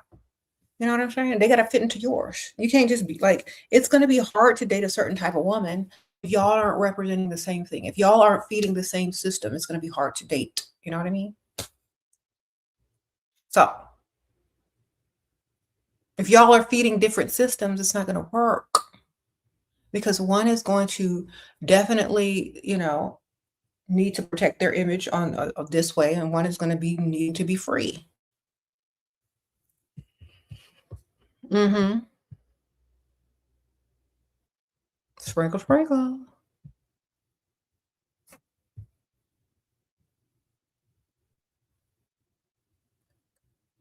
That make sure he's in the same mindset as you. Exactly. Make sure y'all are representing something similar. If he's a public figure, and or he tries to control what you're doing, your whereabouts, your actions, it has to coincide with what he does for a living as well. Like this is what a lot of people don't teach y'all. If you start dating a man with a lot of money, he had to get that money somehow, some way. Okay, he's part of some type of system, some type of business, some type of representation of something, some type of public image, and you got to understand that.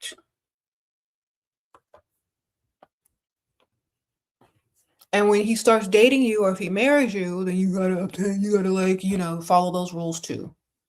But if he got his money on his own and he makes his own rules, then you gotta do you do what you want. Doesn't matter. Okay, so even if he does make his own money, if he's trying to get into a larger group to make more money, if he's trying to collab with other people and they're a part of that group, you got to, they're going to be looking at, is that who he's with? Why is she out there twerking in the club? You know, is that who he's with?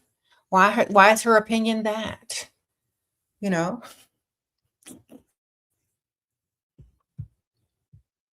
and remember, men are ego driven. They're invested more in what people on the outside think about them than the people closest to them. Why? Because men are ego driven, not emotionally driven.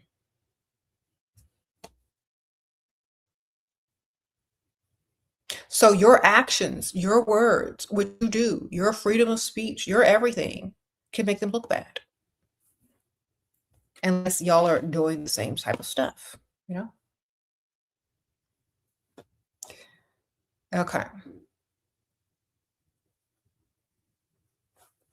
Thank you. Sprinkle, sprinkle.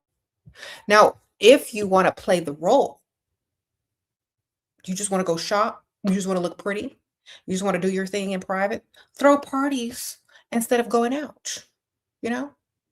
Do dinner parties, throw private events if you want to get your party on. Don't be out in the club twerking. It's more exclusive, you know? So when you're dating men with money, you're gonna have to become more private and start using his money to throw parties, throw events, instead of going out and twerking and just being in the eye of everyone. Because you can control the guest list. You can control the interest. You know, you're in your own environment. Now they're at the mercy of your power and if they get the next invite or not. So when you start getting that real money and start dating men with real money, throw dinner parties instead of trying to go out all the time. You know, instead of trying to go with your friends, have an intimate little gathering, have a cocktail party. Use their money, girl. Up your social status. Sprinkle, sprinkle, you know? Okay. A lot of women understand this. Like when you start dating a man with money, you need to start throwing parties, dinner parties, and events. Stop trying to go out all the time because privacy is valued by men with money. Okay. Public eye is not. If you had a nice apartment, you would be hosting every weekend at Solo. Use his place, girl. Get you a man with a nice place and use his place. Sprinkle, sprinkle. Or rent a place. Yes. Rent out something, you know, in a small venue. Or like private small venue. Use his place.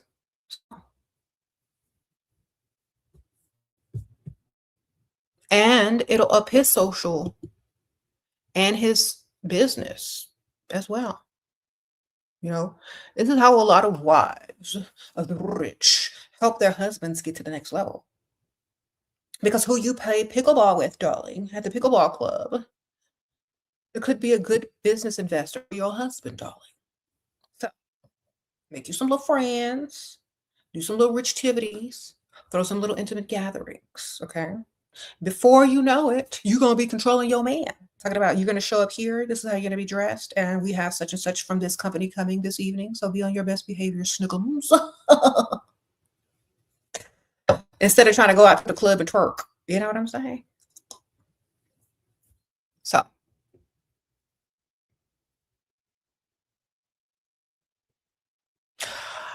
that's what you need to do if you feel like you're being controlled. You need to flip the script and you need to start to be in control of your social lives.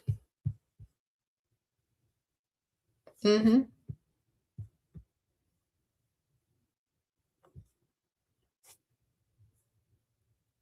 Mm-hmm. You said, do you believe in assets, rich cash, poor men?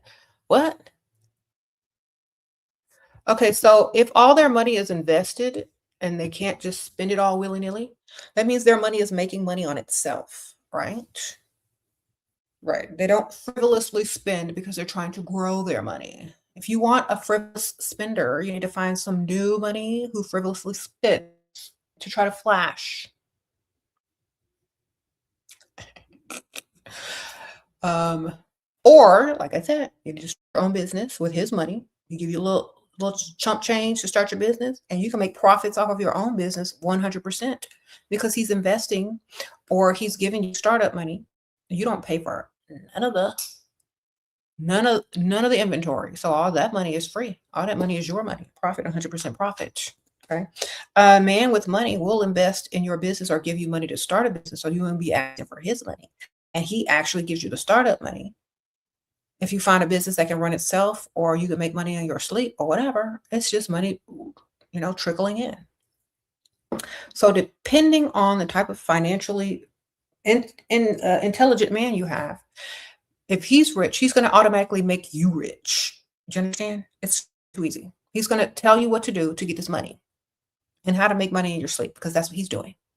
And it's going to be too easy for him to tell you what to do and for you not to do it in order for you not to get no money. You know what I'm saying? If you're dating a man with money, it's in his nature to make sure that you're getting money too. Okay.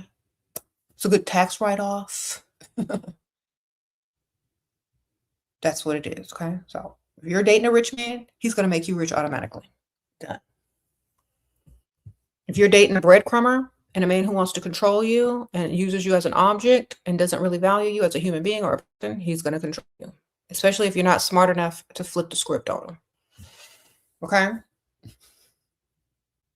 Men admire how you move and navigate in the relationship. I'm telling you. Are you out there twerking, always begging for breadcrumb money, nail money, hair money? That's ratchet, darling. Okay, you don't need to be the little pawn on the chessboard. You need to be the queen, darling. You making little one moves, one move here, one move there. Yeah, you can get somewhere, but it's gonna take you a while. You just strategically move on that chessboard and claim your place, claim your position, darling. Mm-hmm.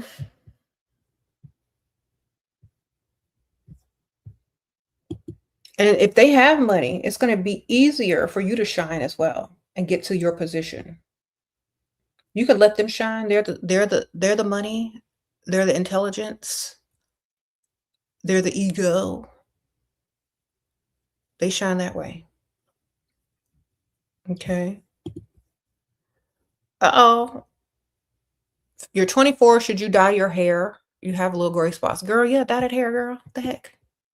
You 24, you got gray hair, you better put some color on it. Why you want to show your gray hair at 24? If it's noticeable, yes, ma'am. Cover that up.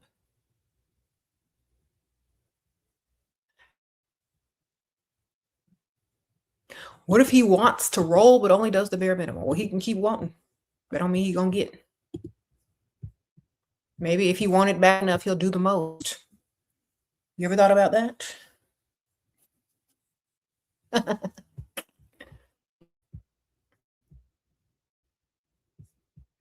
Yeah, don't date broke guys. Okay. So when you're in a relationship with a man who has money and you do your part and he does his part, he's gonna shine and you're gonna shine, you know?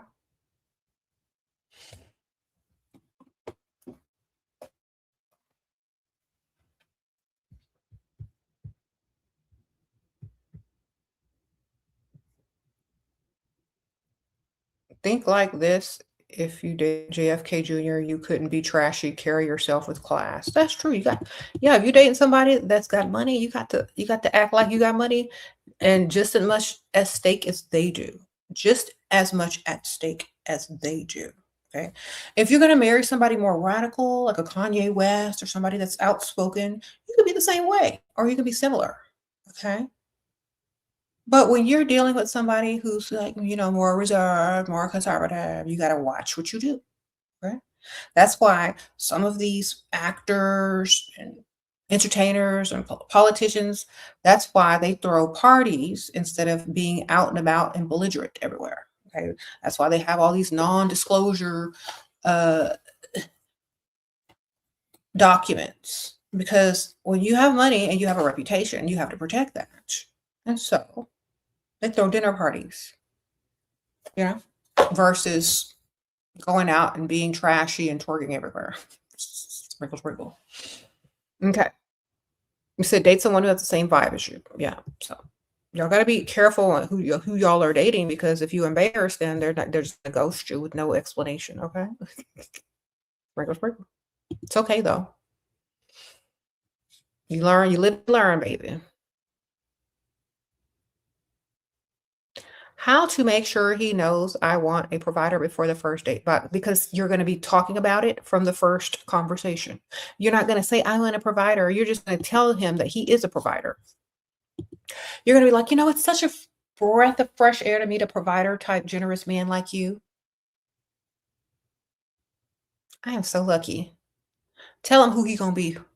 And then he'll start acting like it. And if he doesn't, what's he going to say? Oh, well, I'm not the provider type, so I got to go. Good. Less time wasted. Don't even have to show up for the first date because he already told you he ain't no provider type. Next. So just already assume that he is and make sure you look good enough to be provided for. That's it. Okay. Have the audacity and the confidence, baby.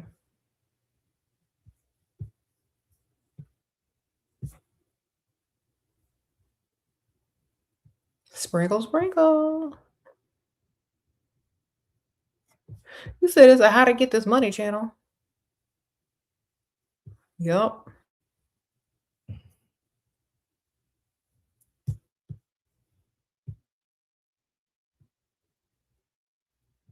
Is it possible to get it too accomplished for men? No, if you don't tell them about it, it ain't. Okay. Sometimes you need to keep your accomplishments private. Okay, unless your man is Googling you 24/7, researching everything about you, doing this and doing that, how he gonna know? Unless you telling him everything and he's constantly trying to compete with you. But he should be so into himself and what he's doing in his career that he's not worried about you, darling. You know what I'm saying? Sprinkle, sprinkle.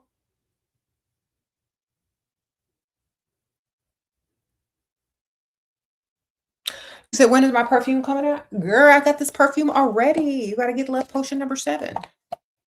Love Potion number 7 is already out by Dust Free Limited. It's the first link in the description. Click. It's already out, baby.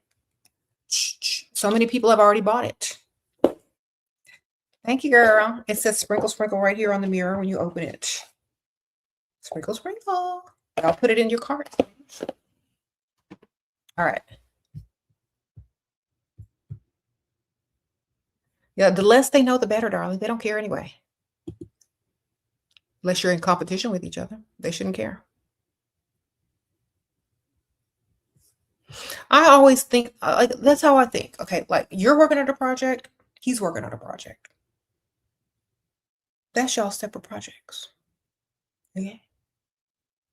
Do you? Let him do him. Shine where you shine. Let him shine where he shines. It's not a competition. Okay? It's a parallel, but it ain't no competition.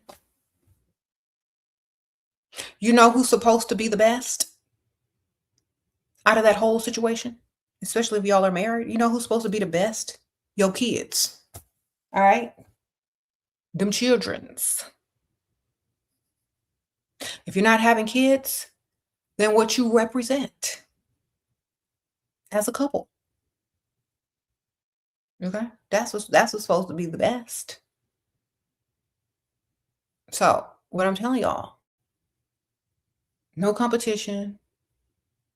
Let them shine where they shine and shine where you shine. It's not a competition. They don't have to know everything. They might not want to know everything. Don't volunteer information that's not asked for. You know what I'm saying? Some people don't care enough, but if you're sitting up there telling them about it, then they're going to start thinking thoughts, feeling insecurities, what they never even wanted to feel because they didn't even ask. You understand? So do less. Sprinkle, sprinkle. Mm-hmm.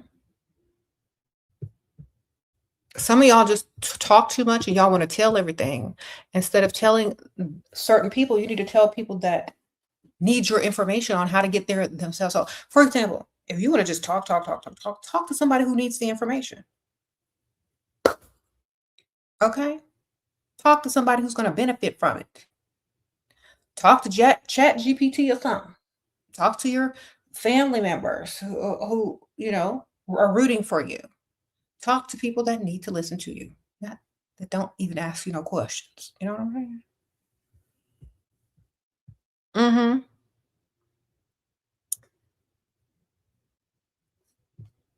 Sprinkle, sprinkle.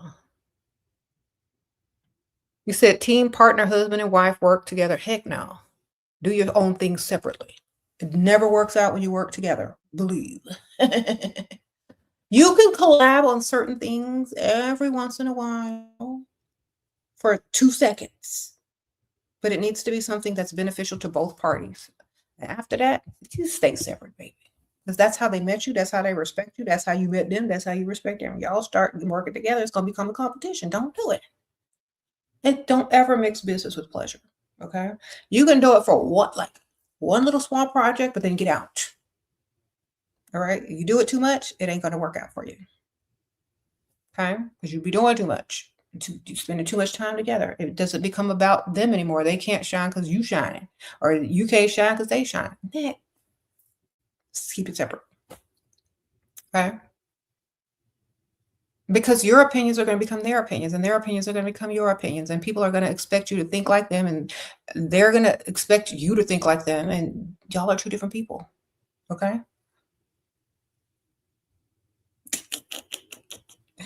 And there's always going to be a dominant one in the situation, and some people might not like that, you know? So, best to keep it separate.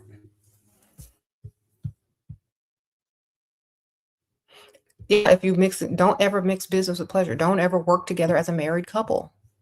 Unless it's very, very brief, you get in and you get out, and there's no type of competition, but simply just, okay, well, this is, something real quick, but don't make it part of your business. Don't make it part of your identity.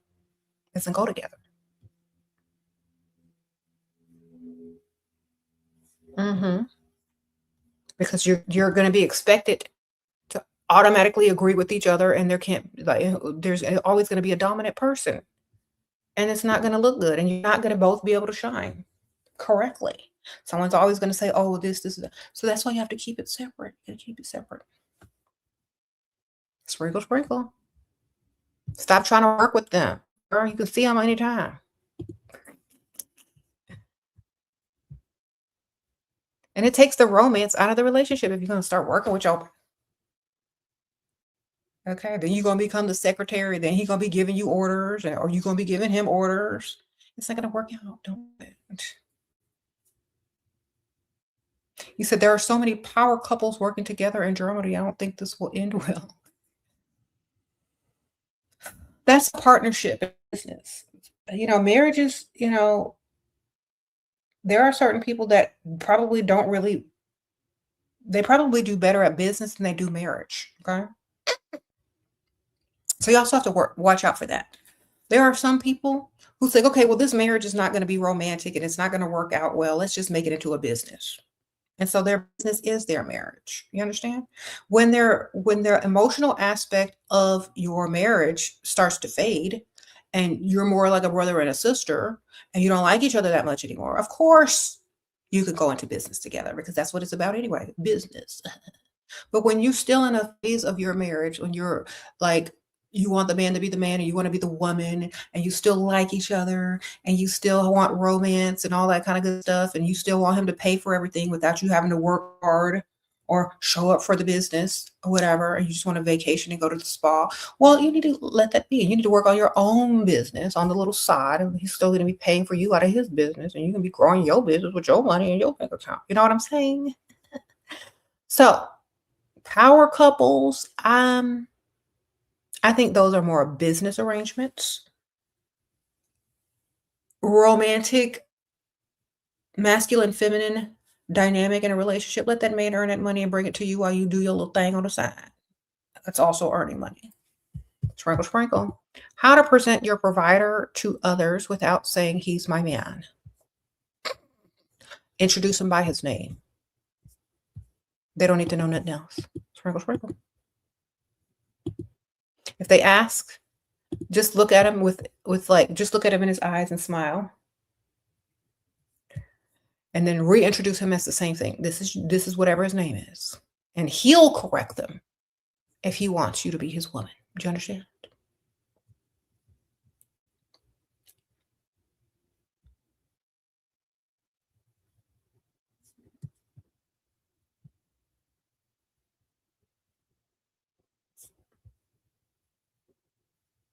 If y'all, you say your boyfriend said, okay, Lucy said her boyfriend said, "You're too spoiled, and I changed after he got me diamonds and luxury items. He said I have to humble myself because I wanted a gift after argument." Okay, fine. It's like, you know what? You're right. I shouldn't have I shouldn't have asked you for that gift after the argument. You're right. You're right. I shouldn't ask you for anything anymore. I should just feel bad and continue to feel bad and feel resentment and anger towards you day after day. You're right. I don't need anything to appease me. You're right. Do I want to roll around the mattress with you? I don't think so. Do I feel like going to the movie? Nope.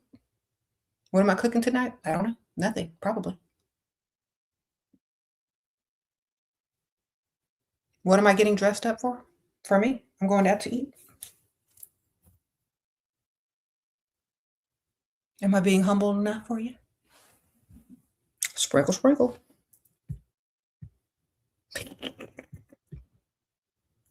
Next time, he's just gonna shut up and get you the gift, ma'am. Okay? You be humble real quick. Humble him out of the situation.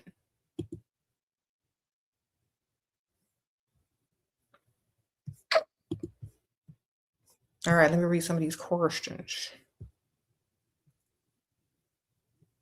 How to know when you a placeholder who is naturally nonchalant with a man who is naturally nonchalant. Go with the flow, girl, spend his money. He's a placeholder for you too, because you should be dating others. Sprinkle, sprinkle. If he leaves you with mixed signals, date other men at the same time. Just don't let him know what you're doing. Say you're busy, say you have hobbies, say you're visiting Aunt Ethel, whatever. If he's confusing you and he's not making anything clear, date other men. You understand me? You're a placeholder until you got the ring on your finger, baby. Understand that.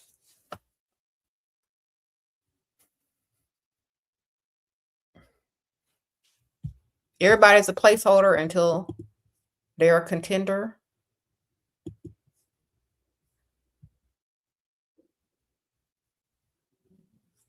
Sprinkle, sprinkle.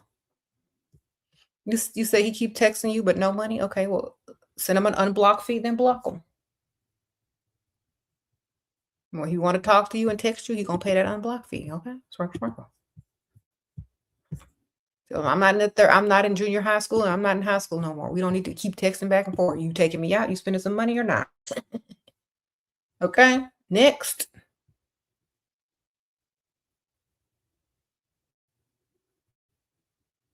You said rings don't mean nothing. They mean something at the bank. They mean something at the jewelry store. They mean something in value if they're real. Okay. The ring is a symbol that a man can afford the lifestyle that you are wanting to enter into. It is a symbol of his ability to earn money, his discipline enough to afford an expensive item, which means he's going to be able to provide for you and a family. Okay. Yes, a ring is very, very significant. So if he can afford a nice ring, he can afford a nice lifestyle, dog. If he can't afford a ring, bypass. And go make sure it's real too. If a man presents you with a ring, go make sure it's real as well. All right? And make sure you make a good copy of it. And when he asks for it back, give him the copy. Sprinkle, sprinkle.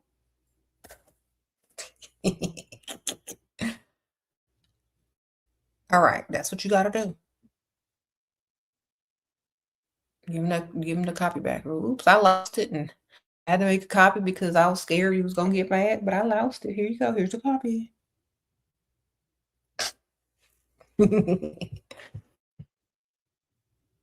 If it has, insurance, let him claim it. That's his problem. Not yours. Sprinkle, sprinkle.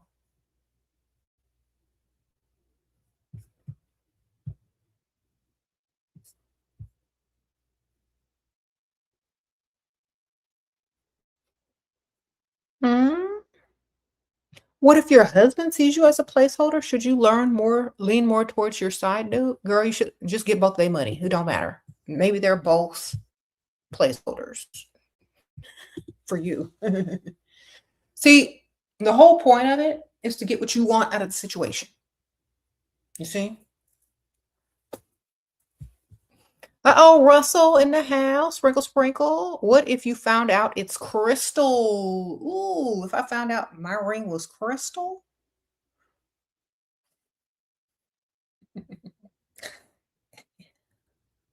We're gonna see if crystal can scratch a car. That's what we're gonna do, Russell. Sprinkle, sprinkle. Thank you, Russell. Russell Hartley in the house. Sprinkle, sprinkle. Y'all go subscribe to his YouTube channel, his TikTok and his Instagram. Yes. We're gonna test it on the car.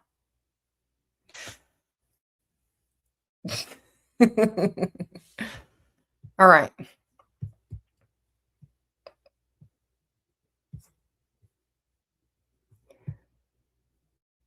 You said your baby daddy don't want to marry you, but he pays my rent, he pays my gas, and he buys my clothes, takes me out. Should I leave him? Girl, you should keep dating. You single.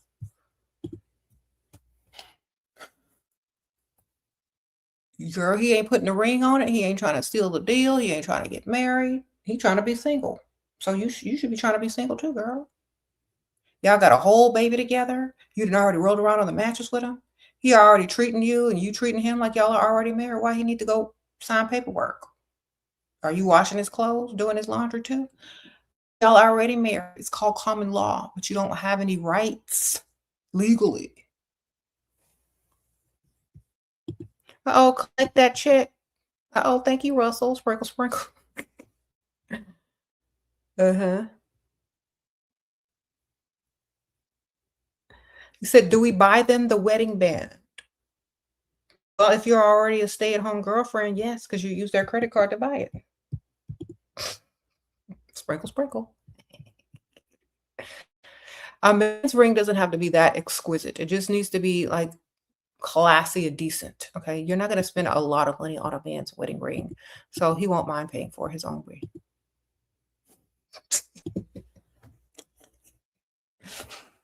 Sprinkle, sprinkle. Just get it insured, because when he takes it off and tries to put it in his pocket, he might accidentally lose it in the bathroom, or somebody might accidentally pick it up somewhere he left it. You don't ever know, girl. Just to make sure it's insured, no cost that much.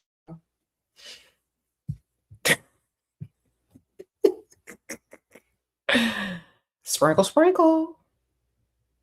It needs to easily be replaced if he loses it by him. Feeling sad after seeing your favorite artist live. Haven't gone to a concert in a while and have been working on me and my music every day, though. How to think? What do you mean, how to think? Okay. Whatever you do should make you happy, not sad. So if whatever you're doing is not making you happy, then perhaps do something else until it does make you happy again. You know what I'm saying? Sometimes what you make yourself do every day, if it no longer makes you happy, then you should try to do something else until it does make you happy, until you find new inspiration, you know? Sprinkle, sprinkle.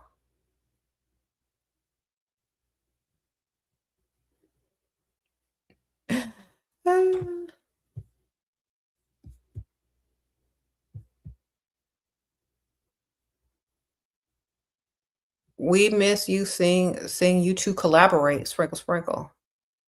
Are you talking about Russell? Collab? Perhaps soon, maybe. Is fighting for common law marriage money worth it? Girl. It depends on what you want out of the situation. Okay? Because if he has children and you're a common law wife, those kids have more rights. His family members, if y'all don't have kids, got more rights after anything. Like if he's in a hospital, if he dies, you have no rights. You understand? You can't sign nothing.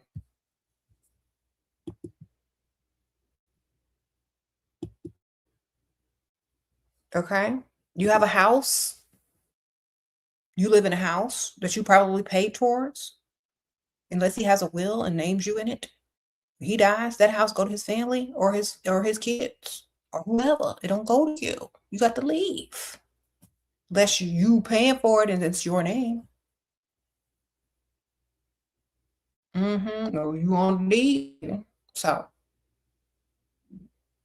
it's a piece of paper, but it goes a long way in the future. Sprinkle, sprinkle.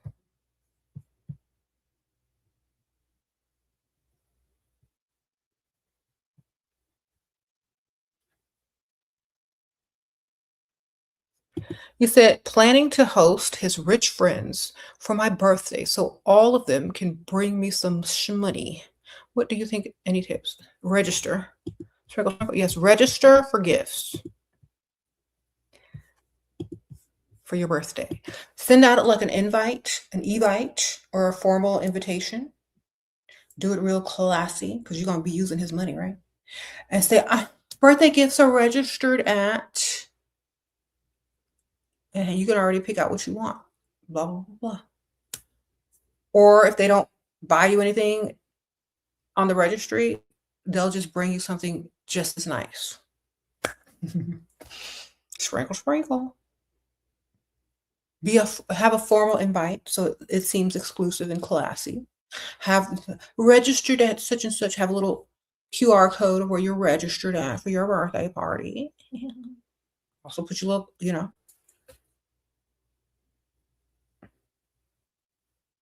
there you go. Have a dress code on there as well, because we ain't got no dress code. They show up in ratchet, what you gonna do? Or too casual.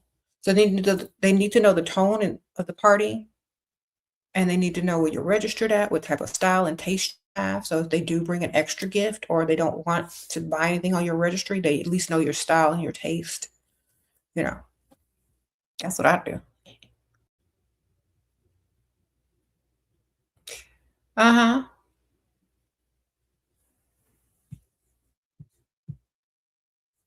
You said you felt left behind. Why are you in a race? If you're a musician, you shouldn't feel like it's a competition or a race. If you're a creative, you just create, darling. There are musicians out here that will never make it, but they love creating music, so that's what they do. If you're in a race for approval, if you're in a race for fame, if you're in a race for recognition, you're not a creative. So you better choose what you're in the race for, because if you're good at creating music and if you're good at music and that's your goal, the rest is a byproduct. The success is a byproduct. The fame is a byproduct. You understand? Most people that love what they do, most creative people aren't seeking fame. You're not into the music, you're into the fame. You're into the race. You're into the competition. So you need to reassess. You need to be like, am I a creative or do I just want fame? Because there are very talented people out here that's not famous, but they're very good at music. And there are very many people that have no talent that are up on a stage. So which one are you going to be? What do you want? Do you like music or do you like fame? If you're naturally good at what you do, the fame will come. The money will come. If you're naturally good at what you do. That's it. It's a byproduct. It's not a race. Let me tell you why. And this goes more to my other channel. But if you are a if you're a musician, ideas, insight, creative energy is going to guide you to be more creative. Okay? Different energies are going to want to produce through you versus race for fame. You know what I mean? There's a difference. So all great works come from people that are true creatives, not people that are seeking fame in a package. Okay.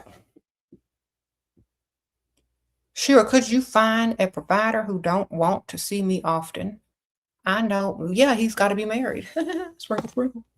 Find you a married provider, girl. He got to be home at a certain time. He can't see you on the weekends unless it's during the day. And you ain't going to have to worry about him during no holidays. All right. She is speaking from experience, y'all. Shera was on YouTube for 10 years before finally blowing up. Thank you, Anu. Sprinkle, sprinkle, yeah. And I didn't even try to blow up. Somebody put me on TikTok and put clips out everywhere. I was just doing what I do because I like doing it. But thank you, ma'am. Sprinkle, sprinkle. That's so true. You just got to do what you like and keep doing it. And don't worry about races or competitions. It's not a competition if you are authentic. And it's not a race if you're not trying to win nothing. Okay? You just got to be. You said happy belated birthday. Thank you, girl. I appreciate you. Anyway, I have to take a little small break here for a second. I'll put y'all on some snap clips. When a man says he don't want no strings, don't want no committal, he wants you to chase him. Okay? He wants to be the prize. He wants you to figure out, oh, how do I make him mine? The best thing you can ever do is automatically agree to it, but still act like he has to earn you. They see all dumb chicks coming a mile away. All right? He want to roll around on the mattress with no commitment and no bill pay. That's all he want to do. So when you agree with him right away, he'll already know you're not interested in him either. Because usually guys that say stuff like that, they think they're the prize anyway, or they're pretty much married. What if he says he needs space? He's breaking up with you. Or you're hovering over him too much like a pygmisha. Or he's got another one. If a man ever has to tell you he needs space, you doing too much. Let me tell you that again. If a man ever fixes his mouth and says he needs space, you're doing too much. You're male-centric. Because some of these ladies in here have the opposite problem. And some of these ladies are asking me, he wants more attention from me. He says I don't call and talk to him enough. He says I need to be around more. Okay, so y'all got the opposite problems. Y'all need to talk. Sprinkle, sprinkle. Yep, so true. Stop being a pick me. Should stop doing too much, y'all. Because I need some space. I need a break, girl. You're doing too much. Back up. Back up. Do something for yourself. Okay, you do too much. Believe me. So, yes, who can shine in the relationship? You're supposed to shine in your way. He's supposed to shine in his own way. There's never a competition. If there's a competition, it's not cohesive and it's not harmonious, darling. When you start competing with your spouse, your man, or whoever you're in a relationship with, it's no longer a relationship. It is a competition. Okay? You're with your op. So as y'all say, that's your op. That's not your man. That's not your woman. That's your op. After you start competing with each other. You understand? All right. Supposed to be a cohesive collaboration, and they're supposed to shine in their own way. You're supposed to have your own thing going, your own charge, your own energy.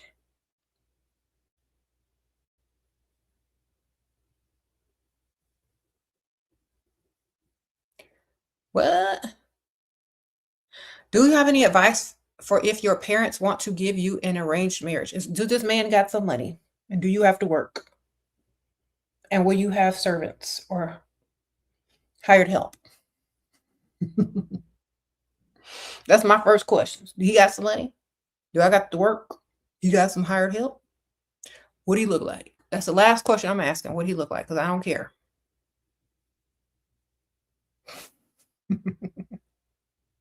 So ask those questions. If you don't like answers, don't do it. Sprinkle, sprinkle.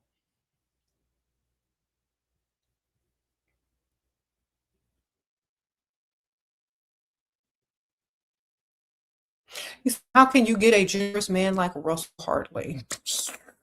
I don't know. Why don't you ask Russell? Go on his channel. He goes live every Tuesdays and Thursdays. All right. Go ask him, girl.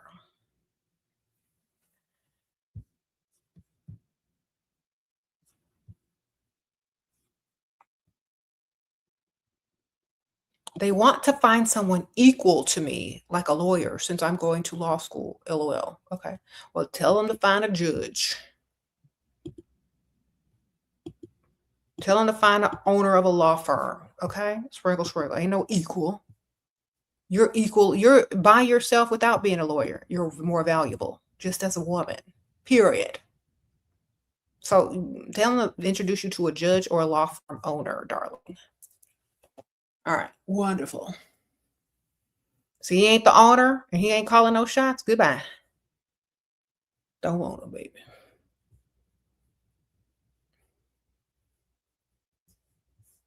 That way he ain't gonna be trying to compete with you either. And he's gonna be able to give you money and open doors for you and so on and so forth. You understand? So get your looks up so you can do it.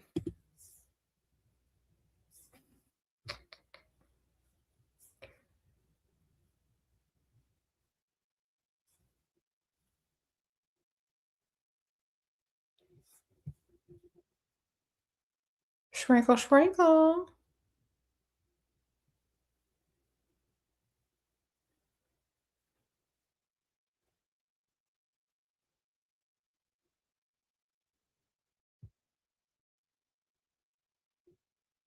Mm-mm-mm-mm.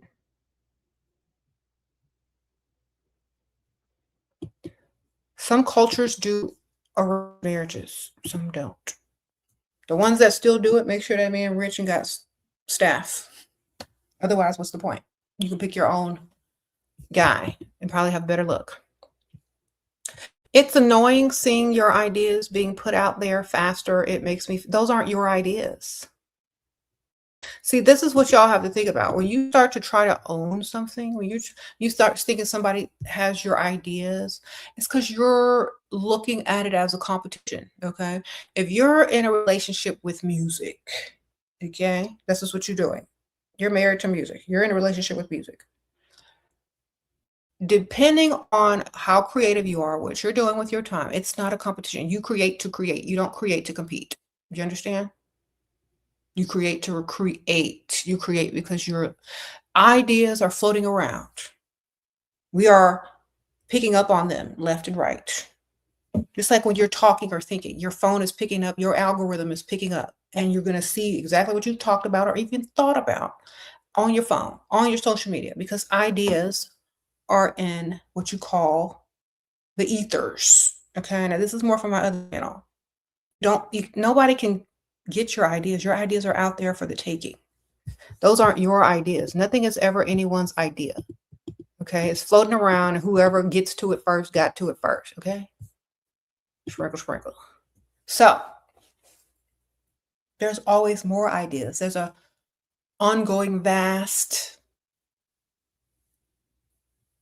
bunch of ideas floating around out there. Okay. Stop looking at it as a race. You have to align yourself. That's how you do it. That's where you going wrong, baby. Stop racing. Stop competing. Stop thinking people are stealing your ideas. Align. Do what you got to do. You know, that's more for my other channel, though. You're trying to force stuff, it's not going to work. Just like it's not going to work in a relationship when you're trying to force yourself on a man who don't want you. You're trying to force ideas that are, you're trying to force and rush things that aren't meant to be right then and there. Just like in a relationship, you're trying to force somebody to propose to you. You're trying to force a man to do right. You're trying to, no, you got to align and make them bend to your will. You got to align and make them do what you want them to do. You got to put that re-entry fee if they want to talk to you. Do you understand? You got to look good and attract instead of chase. What makes you attractive to success? Treat everything like you are the main character and you are the prize. Let it come to you. Okay? We attract. We don't chase, baby. There's no race. There's no rush.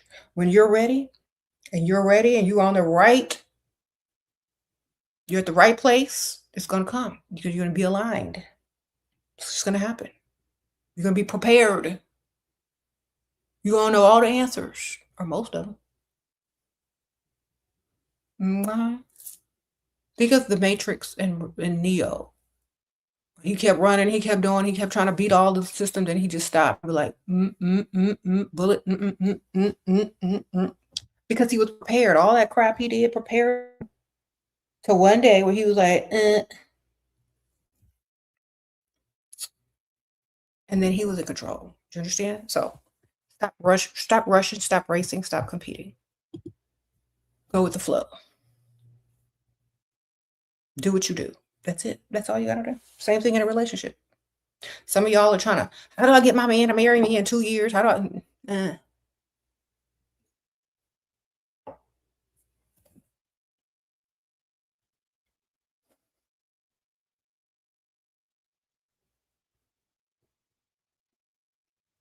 that man wants you, he gonna let you know.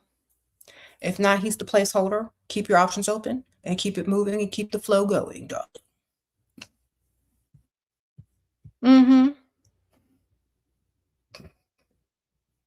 Keep the flow going. There's another question in the super chat. Darling, hold on. Hold on. Collect that check. Okay, I got that. Okay.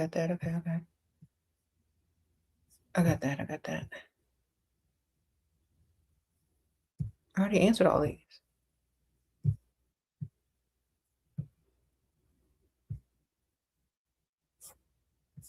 I think I answered them.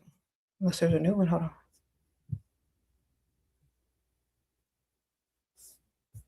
Mm-hmm.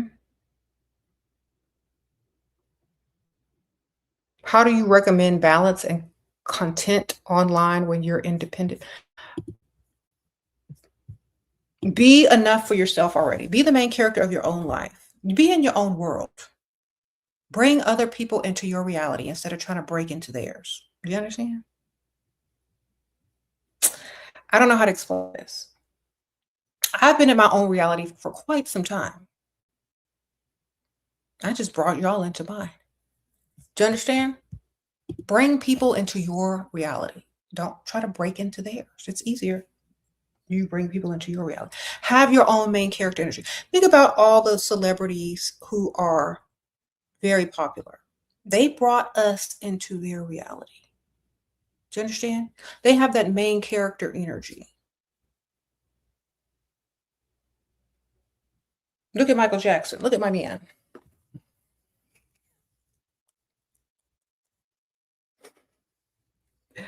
Okay. Main character energy, ma'am. Bring them into your world. Don't try to break into theirs. That's it. You said this is a brilliant way to explain. Yes, just same with relationships. Bring them into your world. Don't try to break into theirs. Think about how life will be. Like, paint the picture. If you're dealing with a man and you want him to be all like obsessed over you, you got to be obsessed over yourself. You got to bring them in your obsession into your world, to your self-centered, self-obsessed world, so they know their place. Do you understand? It's the same thing. So, how you treat yourself, how you represent yourself, is how other people will treat you and how other people will see you. So, do what you got to do. Okay. How to change your reality by making choices and building it. It must be beneficial. It must be whatever you need it to be. So, that's how.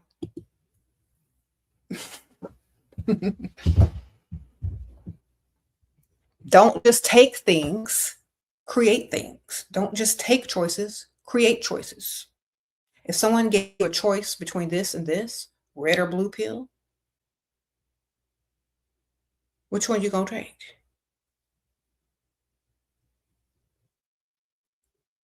No, I don't want none of them pills. Or I'm gonna take them both. Because you ain't gonna give me no options. I'm gonna create my own option. Sprinkle, sprinkle. Do you understand? That's how you create your reality. You don't take someone else's. You create your own. If somebody gives you 2 choices, they're taking away all the other choices.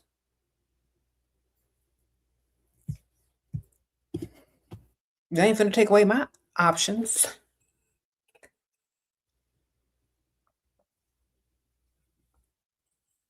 That's how you create your reality. Make decisions and choices based on what's best for you, and that's beneficial for you. That's how you create your reality, the reality that you want. Don't deal with people that aren't beneficial. That's how you keep your reality intact, by how you want it. That's it. Stop letting in dust. Stop letting in pygmishas. Stop letting in people that's jealous of you. Keep your circle small, and your reality has been created. Only let people in that are beneficial. That's simply it. That's it. You said, like, you be the final boss. Exactly.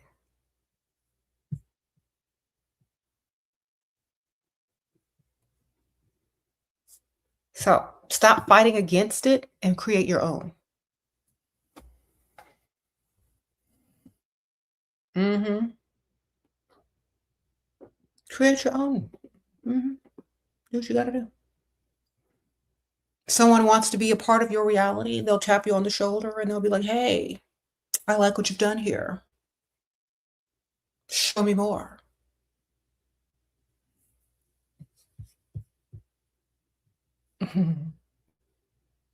What's the most valuable piece of advice you have ever heard? Uh, know thyself.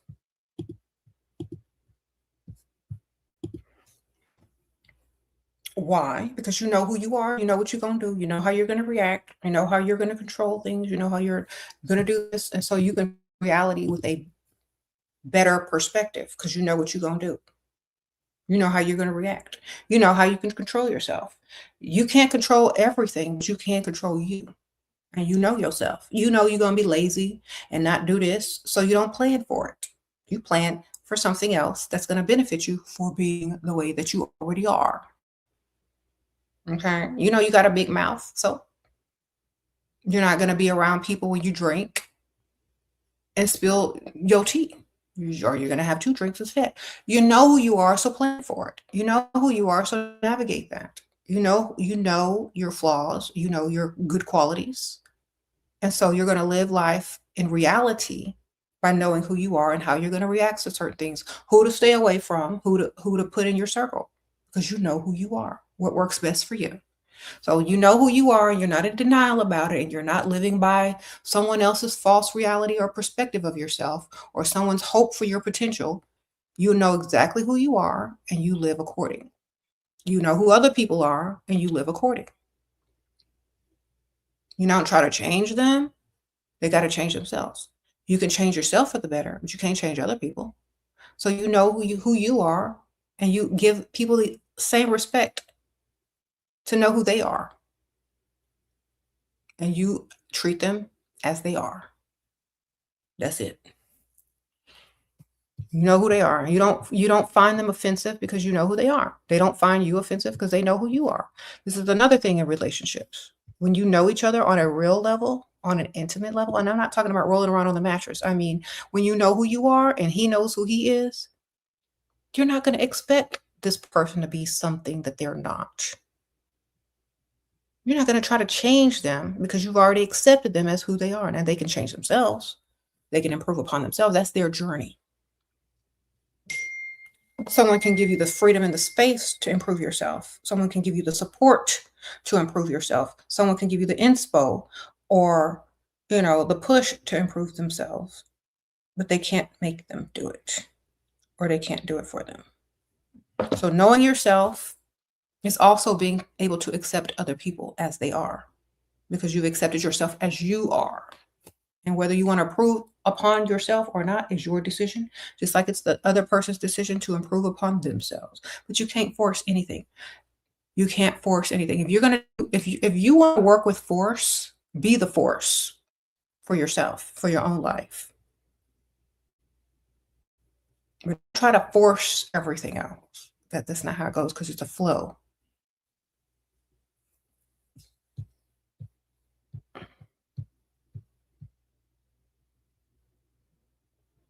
Mhm. What? To build with women, feel sorry for those men and go along with them being Barbara the Builder? Oh, yeah, never be Barbara the Builder.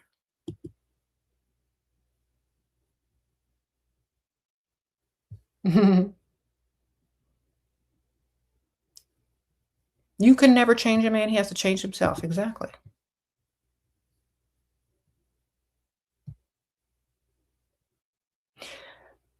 Uh-huh. Do you think there's something bigger that's standing in your way? No, I think you're, from you getting a provider job or business from being successful, I tried everything. Okay, no, you didn't try everything. You didn't try putting yourself first. You didn't try becoming the main character. You tried too hard with everything else. You just need to attract. You got to work on attraction. Attraction is what's going to bring you everything you want. Okay? Think about this. Everything that you're attracted to, what is it doing to attract you? What are they doing to attract you? What are they doing to attract your attention? Huh? What caught your eye? What caught your interest? Now flip that information and put it back onto yourself. Okay? When you're scrolling through social media, what stops you? Is it a pretty face? Is it a catchy phrase? Is it some music? What is it? What's attracting you? What's stopping you in your tracks and allowing whatever it is that you're looking at to get the attention and the energy from you or the dollars? You need to implement that into your own reality. Okay? You must understand that you need to attract these things, not force them, not chase them, but to attract them. It's easier. Okay? You working too hard. There's no block. You're just not attracting them how you should be. Okay?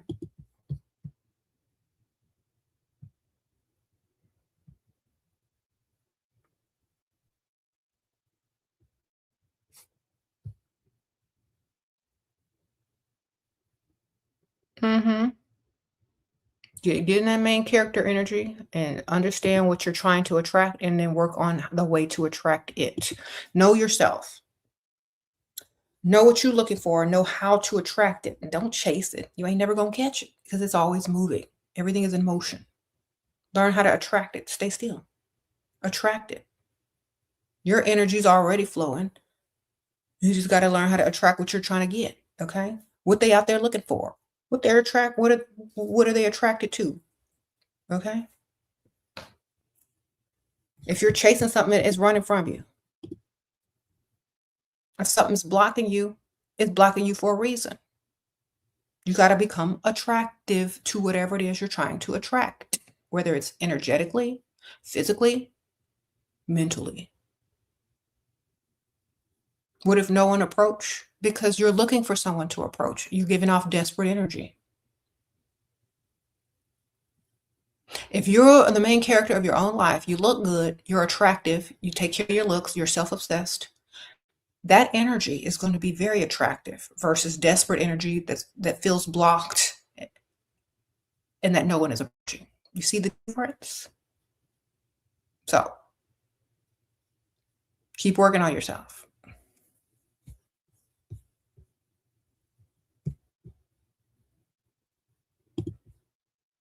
Hmm? Stop saying negative words about yourself too. That's also a block. You say you're struggling with weight. You're not struggling at all. You got a choice. How are you struggling with something that you got a choice with? Stop using the word struggle. That's lack. That's taking away your energy right there. Who is attracted to struggle? Nobody. So change your vocabulary. Change how you speak about yourself.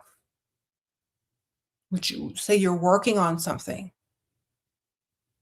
You're getting your weight to the correct weight. You're working on your weight, not struggling, baby. You change your vocabulary because those words, nobody's attracted to struggle. You understand? Either you are or you're not. You got options. You got choices. Make the correct choice. Okay. Use the correct words to yourself and to other people. That's going to open up a whole nother thing, a whole nother reality for you. Someone said, get them GLP-1, girl. Why not? It's available.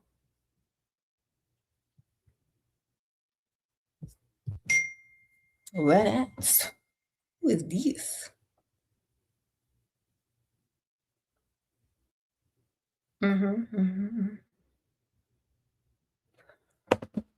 Um, Stop talking negative to yourself. Stop talking negative about yourself to other people. That's number one. That's number one. Stop doing it. Use positive words in place of negative words. Okay.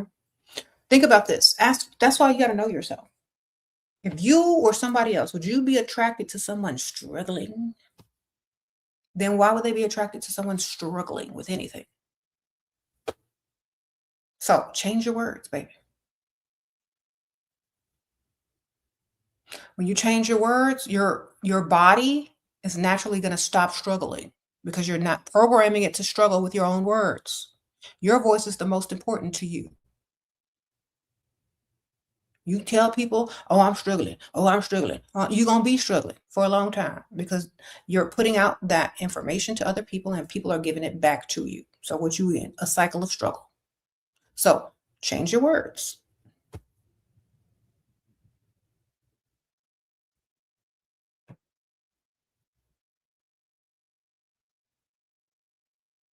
Instead of saying you're struggling with something, say, oh, I'm losing weight. I'm in the process of getting to my goal weight. That's more positive because that's movement in the right direction. That's programming your mind, your body, your mental, your physical into the correct direction instead of pushing it towards struggle. Struggle is, you're not getting nowhere with no struggle, baby. Progress is what you're looking for and you're going to attract it. So start talking to yourself like you need to. So many people have programmed y'all with negativity. Y'all have to correct it. That's why I say know yourself. Knowing yourself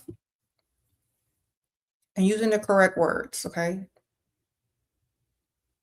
So you know yourself as a person that struggles. Well, know yourself as something different. Know yourself as someone who is successful at the goal that they're trying to achieve instead. Okay? Stop talking down to yourself. People treat you how you treat yourself. People talk to you how you talk to yourself or about yourself. You better start talking good. Okay.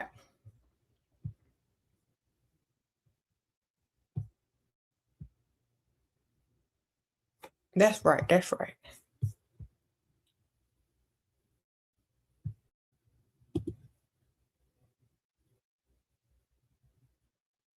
Am I going out for St. Patrick's Day? No.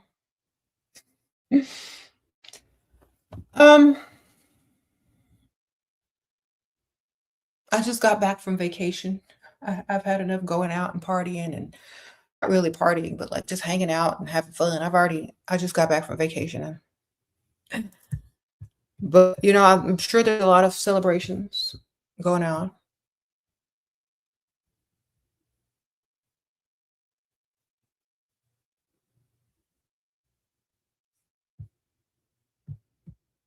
What?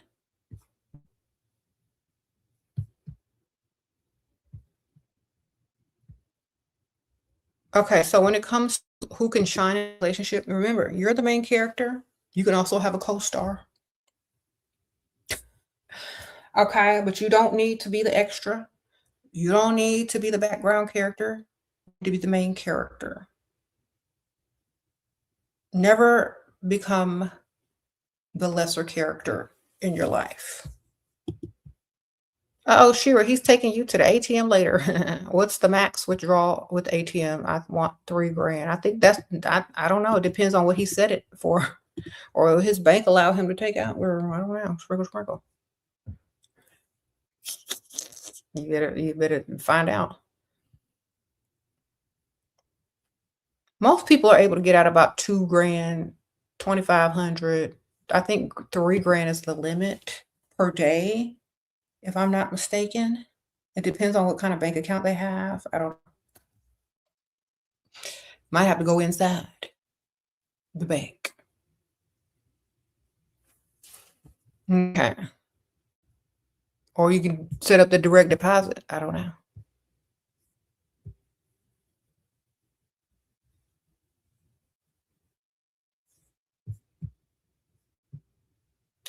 Okay. What is your advice on a 22-year-old that's afraid of getting older and not feeling attractive anymore? Work on yourself, girl. Um, you can be attractive at any age. You just need to put yourself as a priority. That's all. Okay. You can be attractive at any how you take care of your health, what you put in your body, the people you hang around, also determines how you age or not. So if you want to look good at a certain age, you better start putting in that work right now. Okay.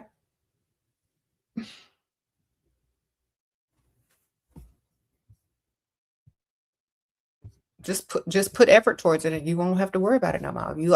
If you prioritize looking good and taking care of your health and how you look, you're not going to be worried about it now, are you? Get rid of the habits that make you look bad. Problem solved. Take action now. Don't wait. There you go. Sprinkle, sprinkle.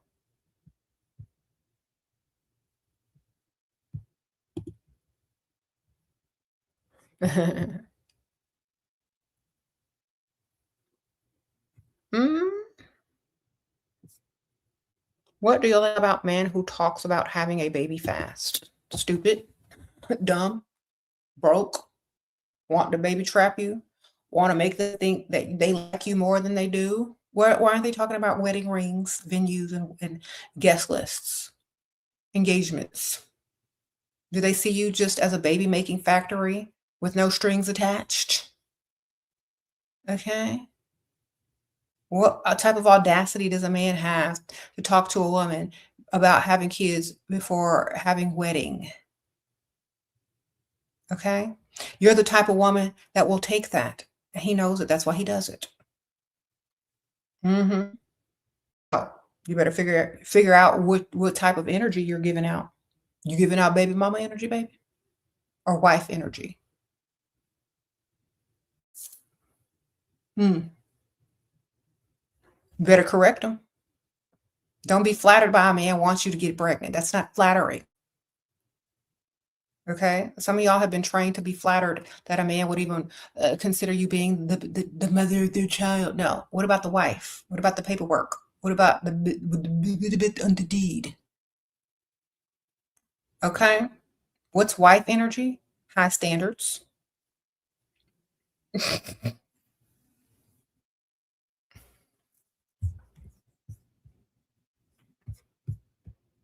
Okay. When y'all sit around letting some man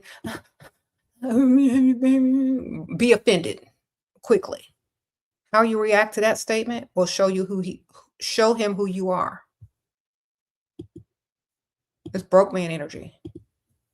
I want you to have my baby. I want you to have my wedding. What we gonna do? Because if you can't afford a wedding, you dang sure can't afford no kids. Goodbye. Can't afford a ring, can't afford a marriage, can't afford no kids. Next. Be about your money, ma'am. Always.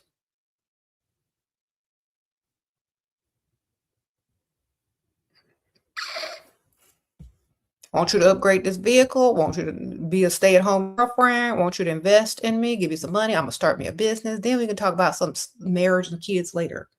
Okay? What you think you want to rush to get pregnant by some man that don't even respect you enough to put a ring on it? What kind of woman does he think you are? Pygmisha?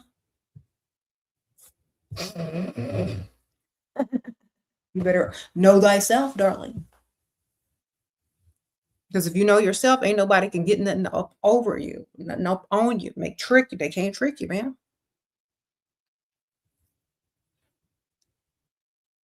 No, I don't think so. I'm gonna pass on that. You can go have Pick Misha's baby. Pick Misha can have your baby. I'm looking for a full provider that respects me enough to do what I need them to do, first and foremost, and respects themselves enough not to be out here illegitimately making children with random women. Don't want that in my family tree, darling. Be bougie about yourself. Have high standards. Stop letting that stuff into your family. Shoot, you got proposed to for an arranged marriage by 28 years old and I don't have to work. Should I consider a long engagement because he's too young? I'm 26. Does he have enough money for you to be happy in that arranged marriage? Because not having to work and that man having enough money for you is two different things. Okay. Are you going to live the lifestyle that you want to live? Are you going to be in a neighborhood that you want to live in? Are you going to be driving the car that you want? Or is he going to have you driving around a minivan for 20 years? What's it going to be? Does he have the potential to earn more money in his career? Can he give you some money in your savings account to where if you don't want him no more, you get out? Those are the questions you need to be asking. Don't be just saying yes and signing up to some random, marriage that's not going to sustain you in 5 to 10 years from now or your needs or wants. You got to have real money. You know what I'm saying? Because that sounds like a little good deal at first until you want something that he can't afford. Now, if you start your own business with the money he's giving you while you're not working, that's another thing. And if you get to keep all your money and continue to spend his, wonderful. I have seen wives who don't have to work, but their cars are raggedy. Their husbands won't get them new ones. They're riding around in the same minivan as they got their push gift 20 years later. Can't go to the med spa. Got to wake up early for soccer games. Out there looking like who did it and why. But their husbands are on the golf course, spending their little money. You got to make sure that man can provide for you and give you what you want. He likes you times 10. Because arranged marriages may look good for a second, but do that man like you enough to give you what you want and what you need? Or is he just signing a deal to have a maid and a cook? Sprinkle, sprinkle. You better figure it out. Because if you ain't have what you want, automatic. If I'm not driving luxury, if I'm not living my best life from day one, I'm not entering into it. Okay. Marriage must be beneficial for the woman. If not, don't do it.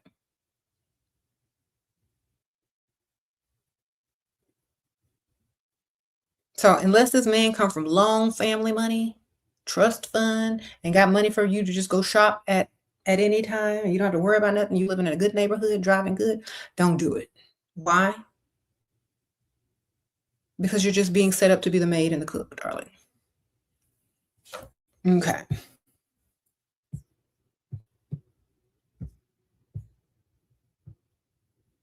You said they turn their wives into slaves. Exactly, girl. If you can't go shop, if you ain't got no credit card for you to just go shop, have fun, go to the spa, the answer is no, thank you.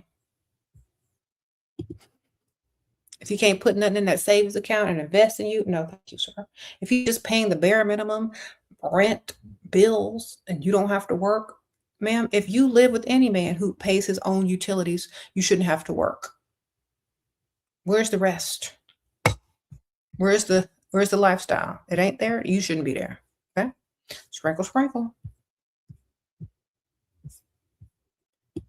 Especially if you look good.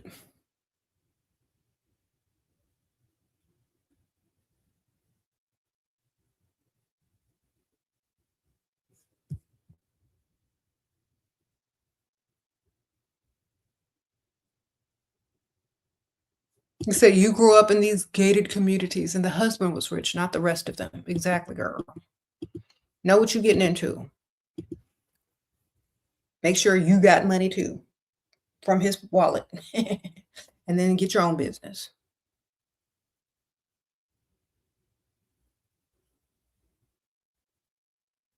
Mhm.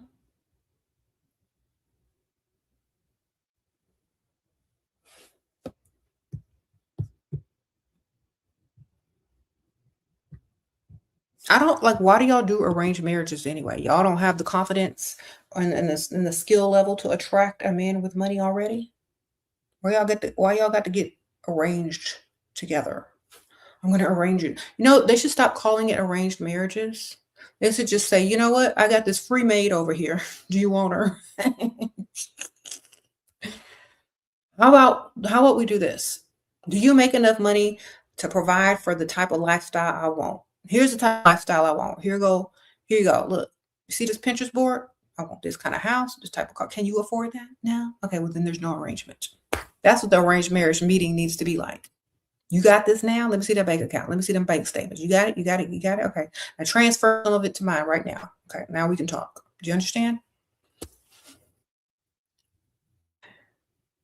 That's the only type of arrangement you need to be making. Financial arrangements for your life to be better.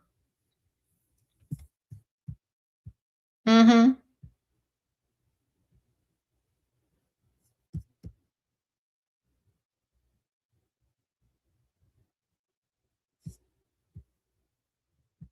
And don't think of not being married as a failure.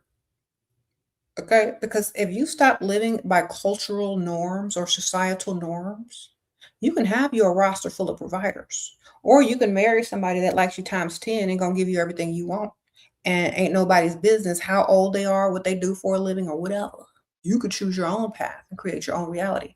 You don't have to have your family's approval. You got to have your approval because that's your life. You got to wake up every day in your body and your life and your reality and your world. So you need to choose correctly what's best for you. Don't live for your family and other people. They don't have to wake up in your shoes. You do.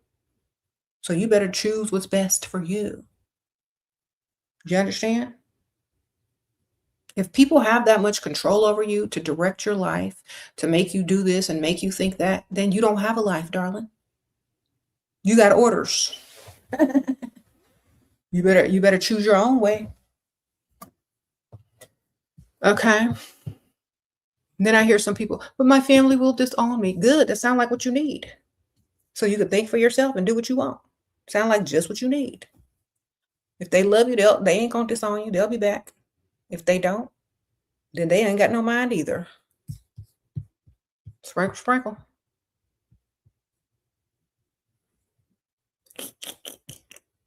They don't have a mind either if they can't understand what you're trying to do. That's just a bunch of NPCs running around, okay?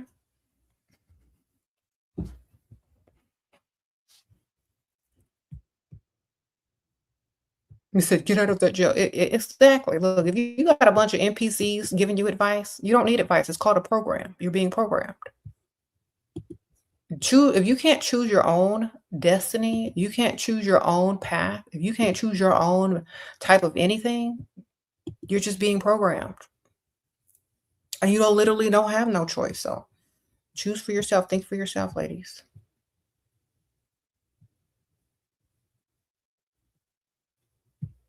So many people are controlled by their culture, their religion. That means you have zero control. Your thoughts don't matter, and you better follow orders.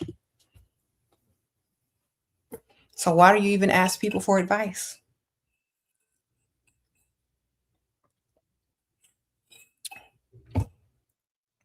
Either fall in line or break free, baby. There you go. Fall in line or break free.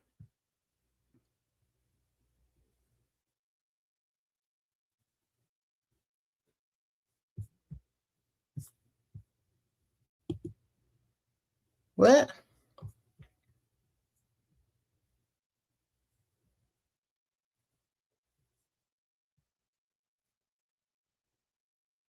Sprinkle, sprinkle. Anyway, if you can't shine in your own relationship, if you're only there to serve, that ain't no relationship, baby. That's a servitude. Okay. Why do you think all these stupid men ask what you bring to the table? because they think you're a servant. And guess what the answer should be? I bring nothing to the table. I am not your servant, darling. Okay?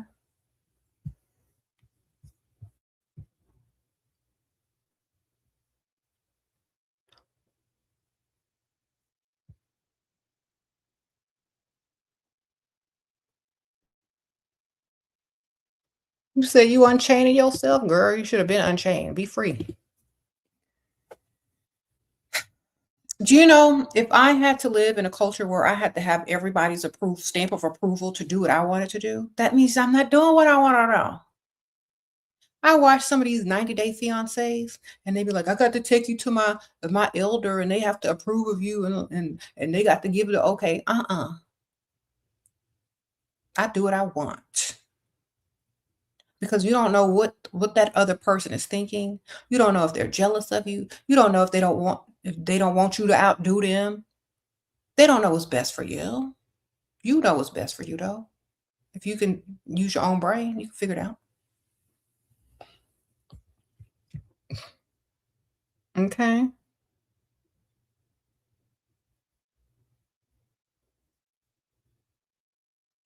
You said what? You said you do OnlyFans if I want to. See, you do what you want. You're free. If they don't want you doing that, tell them to pay your bills.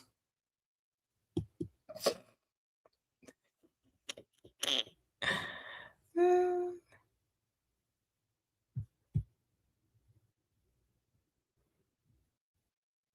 At the moment culture, tradition, and religion were placed above human individuals, the world collapse, breakdown, and everything. Yeah, yeah, yeah. Choose yourself. Sprinkle, sprinkle. And everything.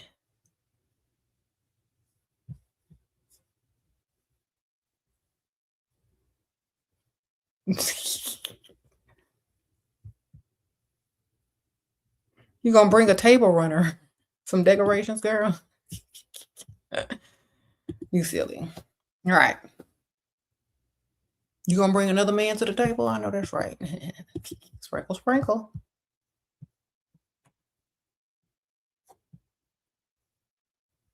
A cheating clause where he had to pay you if he steps out. Okay, yeah, bring that to the table. I know that's right.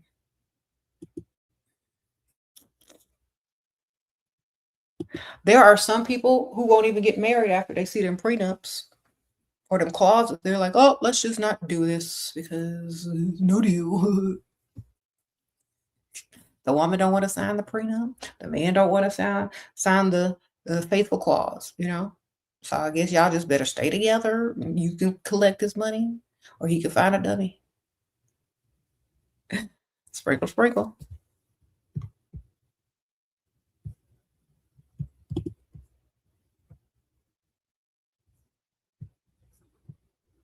Hmm.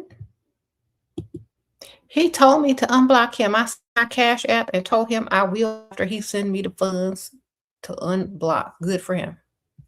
I mean, good for you. But you're supposed to send the unblock fee first. That way he know what to do without you having to even talk to him.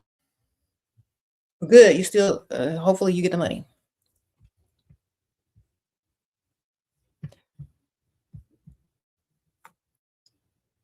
Don't talk to him no more.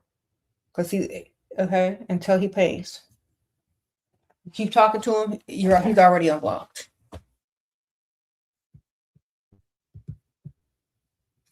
So anyway, y'all. I am back from vacation, much needed. Thank you guys so much who sent me all my beautiful gifts while I was away. I opened them yesterday on my live from yesterday, and I had a few more come in. This one came in, my Michael Jackson candle. Thank you, Miss CJ Sparks, who sent me that. I appreciate it. You said no one trusts the lady with the roster. You shouldn't trust nobody you don't know. Nobody trusts a man, period, with or without a roster. You're not supposed to blindly trust anyone you just meet. Trust is earned. Okay? If you want to earn someone's trust, they got to feel safe in your presence in order to even give you a chance to earn their trust or for you to earn trust at all. If you want a woman's trust, she got to feel safe and comfortable around you. That means you need to be providing, making good decisions, being smart, being financially intelligent. Why would a woman trust someone they don't know? And why would a man trust someone that he doesn't know? Do you trust blindly from the start? That's dumb stuff. Okay. When you go apply for a job, do they trust that you're going to be a good employee without doing background searches, without looking at your past employment? Do they just trust you blindly to come in and be around all their information? No, they don't. So why would you want the same thing in relationships? That's stupid. Okay. No thanks. Trust is earned, darling. If you want a woman that you can trust, you better start providing because she trusts in that money. She trusts in that protection, that financial protection. If you doing the best, if you the best one on the roster, she's gonna start leaning a little bit more towards you. You understand? You can't just come in and have someone blindly trust you and you blindly trust them. You don't know what they want. You don't know what their ulterior motive is. Okay? That might be a form of protection for them, so they don't put all their eggs in one basket for some loser that's just trying to roll around on the mattress with them and then, go back to wherever they came from, okay? It's a form of protection. If you can't invest, you can't stay. If you can't pay, you can't stay. Are you serious about this woman? Are you ready to invest in her? Do you want her around long term? Are you just mad because there's some barriers there that you gotta break through? Because if she's worth the investment, you're gonna do it, okay? If this woman has a roster, you shouldn't even know she got a roster because she ain't finna tell you because she doesn't trust you. So how you gonna know if she got a roster or not? Unless she out there volunteering information.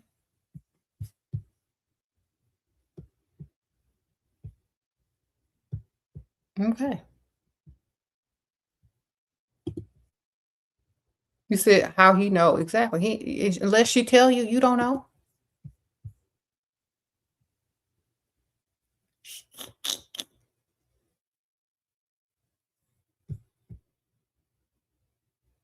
He always asks if I can cook and wash. What can I answer or ask him? You can say, sure, give me the credit card. I'll hire somebody to do that for you. I can arrange it. Give me the credit card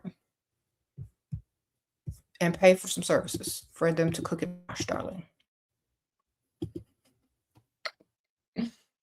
Say, I can handle it. Give me your credit card. You gonna think you're gonna go to the grocery store.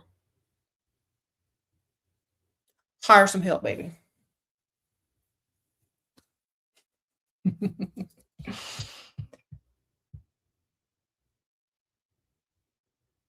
Okay. You said you can go through my phone. I have nothing to hide. Do you have Cash App? Sprinkle, sprinkle. You got that Cash App on that phone? Let me see your phone.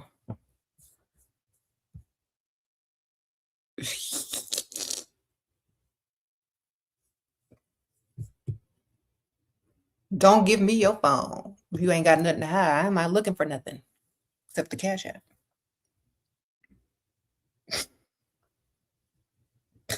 Let me see your phone. Oh, you can look through my phone. Cash App. Don't care. I ain't looking at your messages. I don't care what nobody talking to you about with the money. Da-da-da-da-da. I know that's right. Bling, bling, bing. Here's your phone back.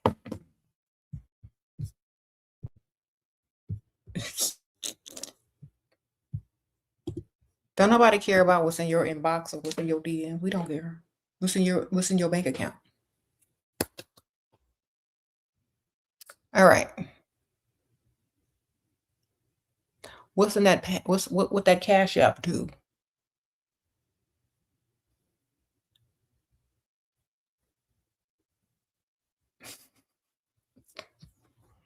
He said I have to take money from my allowance to pay for a maid. I just laughed. Then tell them to increase your allowance. I just get on direct deposit.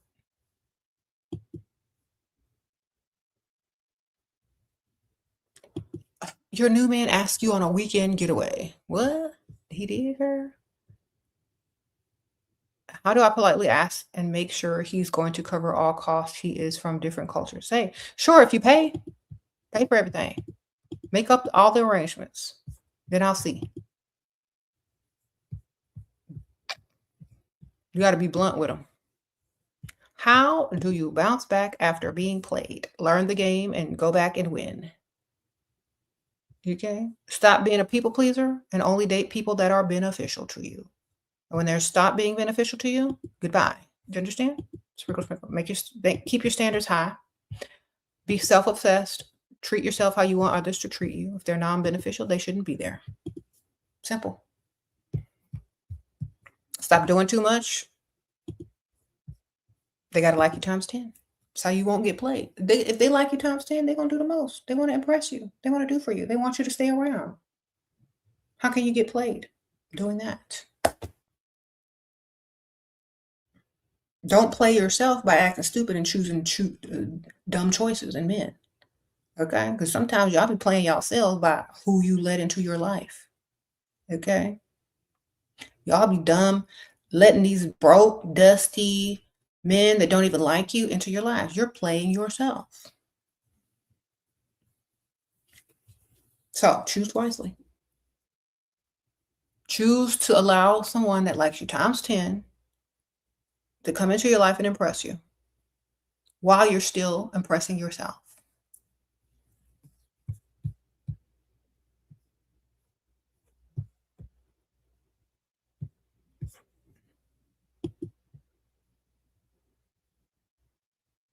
Mm-hmm.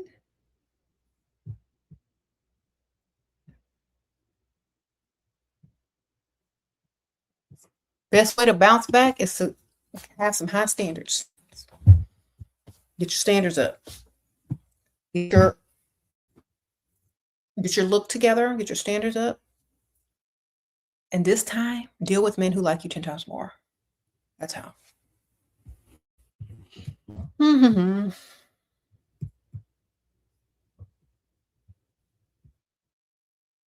And don't look, and also your perspective. What are you getting into the relationship for? Because some people, they already know that the man is not going to be perfect. Before they even get into a relationship, they already know this. So they're not going to be disappointed. You understand? But they might be a little bit more rich. They might be richer when they come out. What would you be wrong for ghosting a Dusty? No, that would be right. Doing them a favor. They can't afford you anyway, girl. Okay, so they're gonna save time, energy, and money. They can't afford you anyway. What you doing?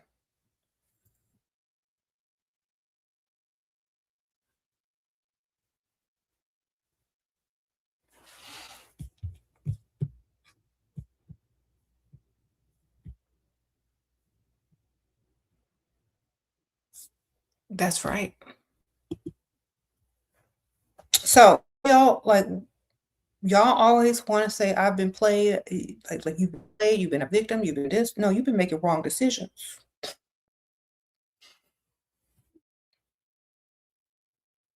Make better decisions.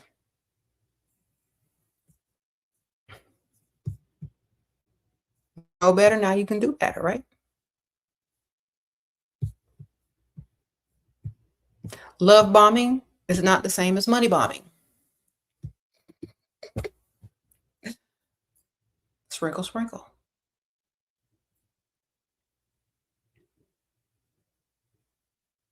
Try to use different words. If you can't send a super chat, use different words. Space out the words or the lettering. Okay. Some words are flagged, so use different words. If you're trying to send a super chat and it's not letting you, space out the words to spell something or try to use a different word. Okay.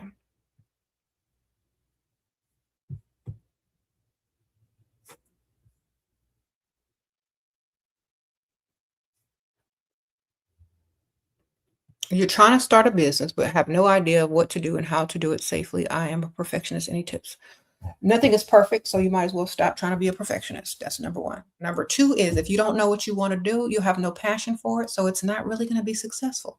Number three is if you don't have any idea what to do, you're not ready to start a business and you're not even trying. You need to get my book, How to Do What You Love.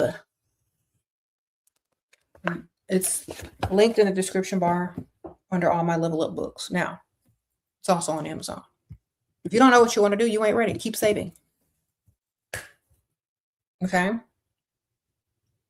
This is why before a bank gives you any money for a loan, which I do not recommend to start a business, you need to have their own money or some self startup money or money from a sugar daddy or somebody. This is why they need a business plan from you before they'll do anything for you. Why? Because if you don't know what you're going to do, all you're going to do is mess up that money anyway and spend it on stupid stuff if you don't have a business plan. So you don't even have a business idea. Okay. So until you know what you want to do, keep saving up, girl. Keep saving up. It'll come to you when you sit still and understand who you are, what you're good at, and what you can get paid off of. It's easy for you, then it'll come to you. But if you got to make up something, if you're not going to be good at it, and you're not going to be passionate about it, and you're not going to put any energy towards it if you don't even have the idea. So get that book. It's going to teach you how to find ideas as well.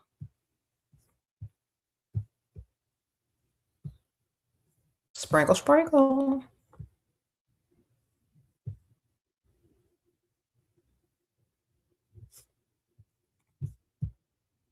And stop trying to make everything perfect. Nothing is perfect. Okay? Nothing is perfect.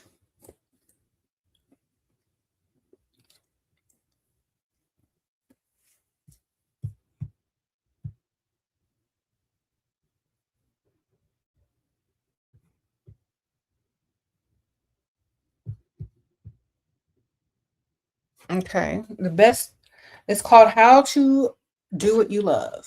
And it's by Shira Star Goddess and SheraSeven. So if you're looking for it on Amazon, put these two names in because it's written under both my names.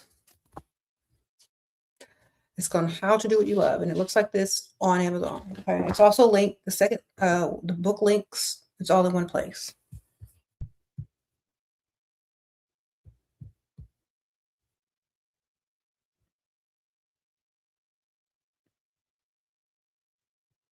What if his friend tried to compete and want themselves in your conversation? Then change the subject about something that they can't compete with.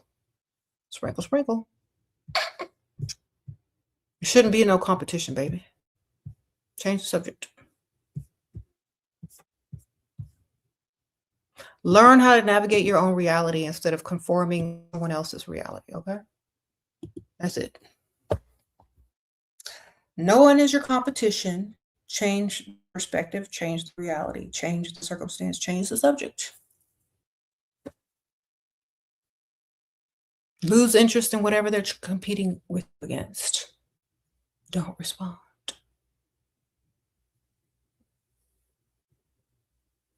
Mm-hmm. Thank you. Just thank you, girl. Your state of mind. I know that's right. Sprinkle, sprinkle.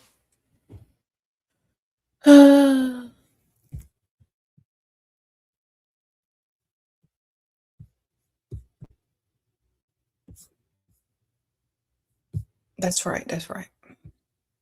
So, would you change your perspective on how you look at things? Everything changes. Okay.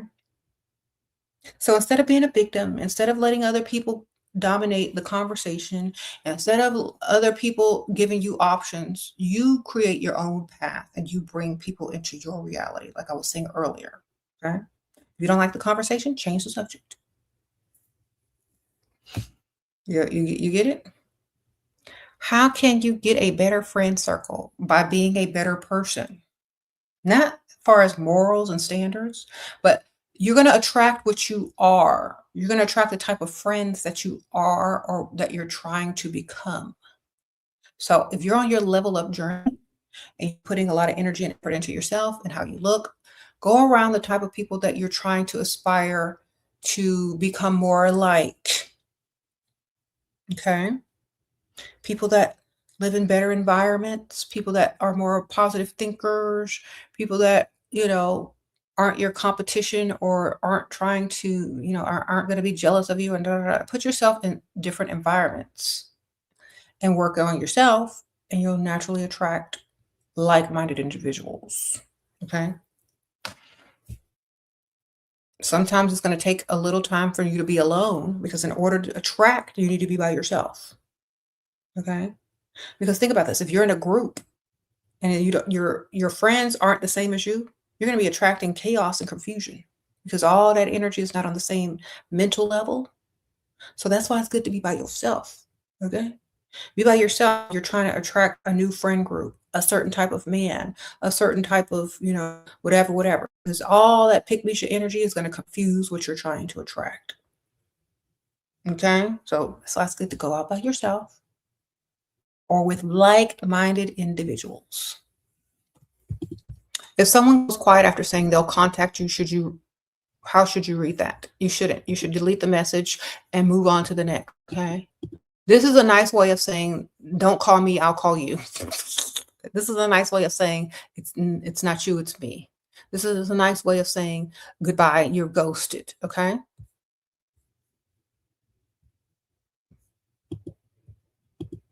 Read between the lines, baby.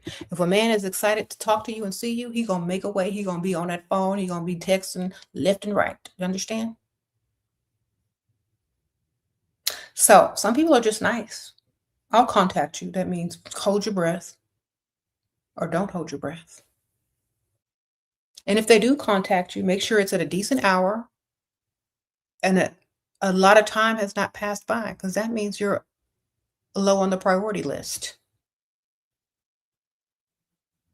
It better be, if they're not contacting you sooner rather than later, be like, who is this? Make them re-explain themselves and who they are and why they deserve to be in your life or to talk to you.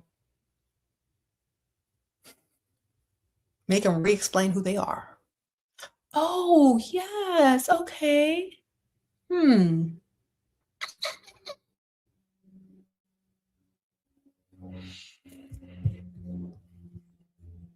Well, I'm just about to head out right now. I'm going to dinner. I'll contact you. Bye. Sprinkle, sprinkle. Or you can call me later. Bye.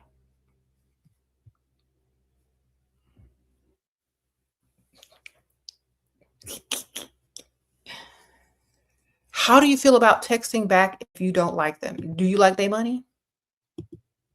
Because that's all y'all should be talking about anyway. If you don't like them, why are you texting them? You must like something about them. They got some money. Then you need to be texting about the money. All right.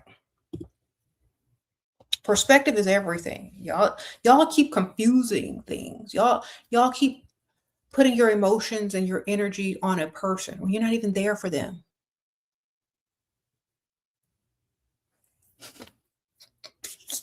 Why are you there, ma'am? Focus on the goal.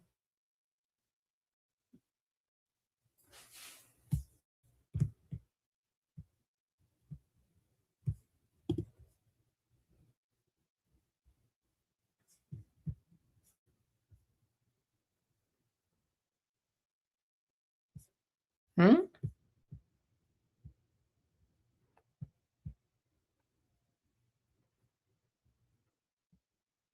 Sprinkle, sprinkle.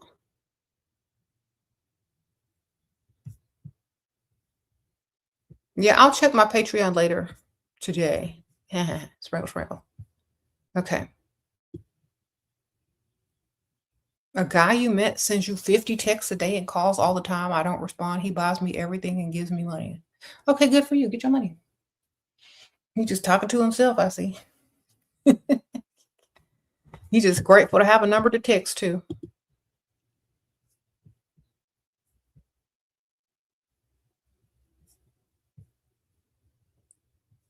That's right. They're testing you to see if you will chase them. Ain't no chasing over here. It's only attracting. You got on high heels. You ain't finna run. You ain't finna chase. You got on high heels, darling. They got the flat shoes on. Let them chase.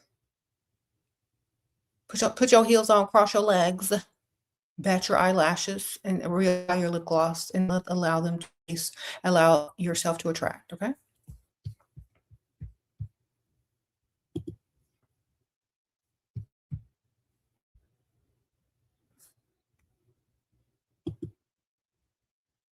Hmm. Now, I've heard some women say, "Oh, men have told me that they're not going to chase me." Okay, well, they don't like you then. Okay, that's it. Like, oh, okay, you don't have to chase me.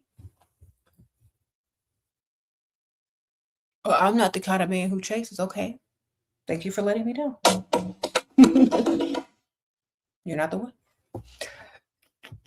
All right, y'all. That's my time. I gotta go. Sprinkle, sprinkle. I will see y'all later. Thank y'all, everybody. I appreciate you guys. All the links are in the description for books and more, perfume and everything. And I'll see y'all soon.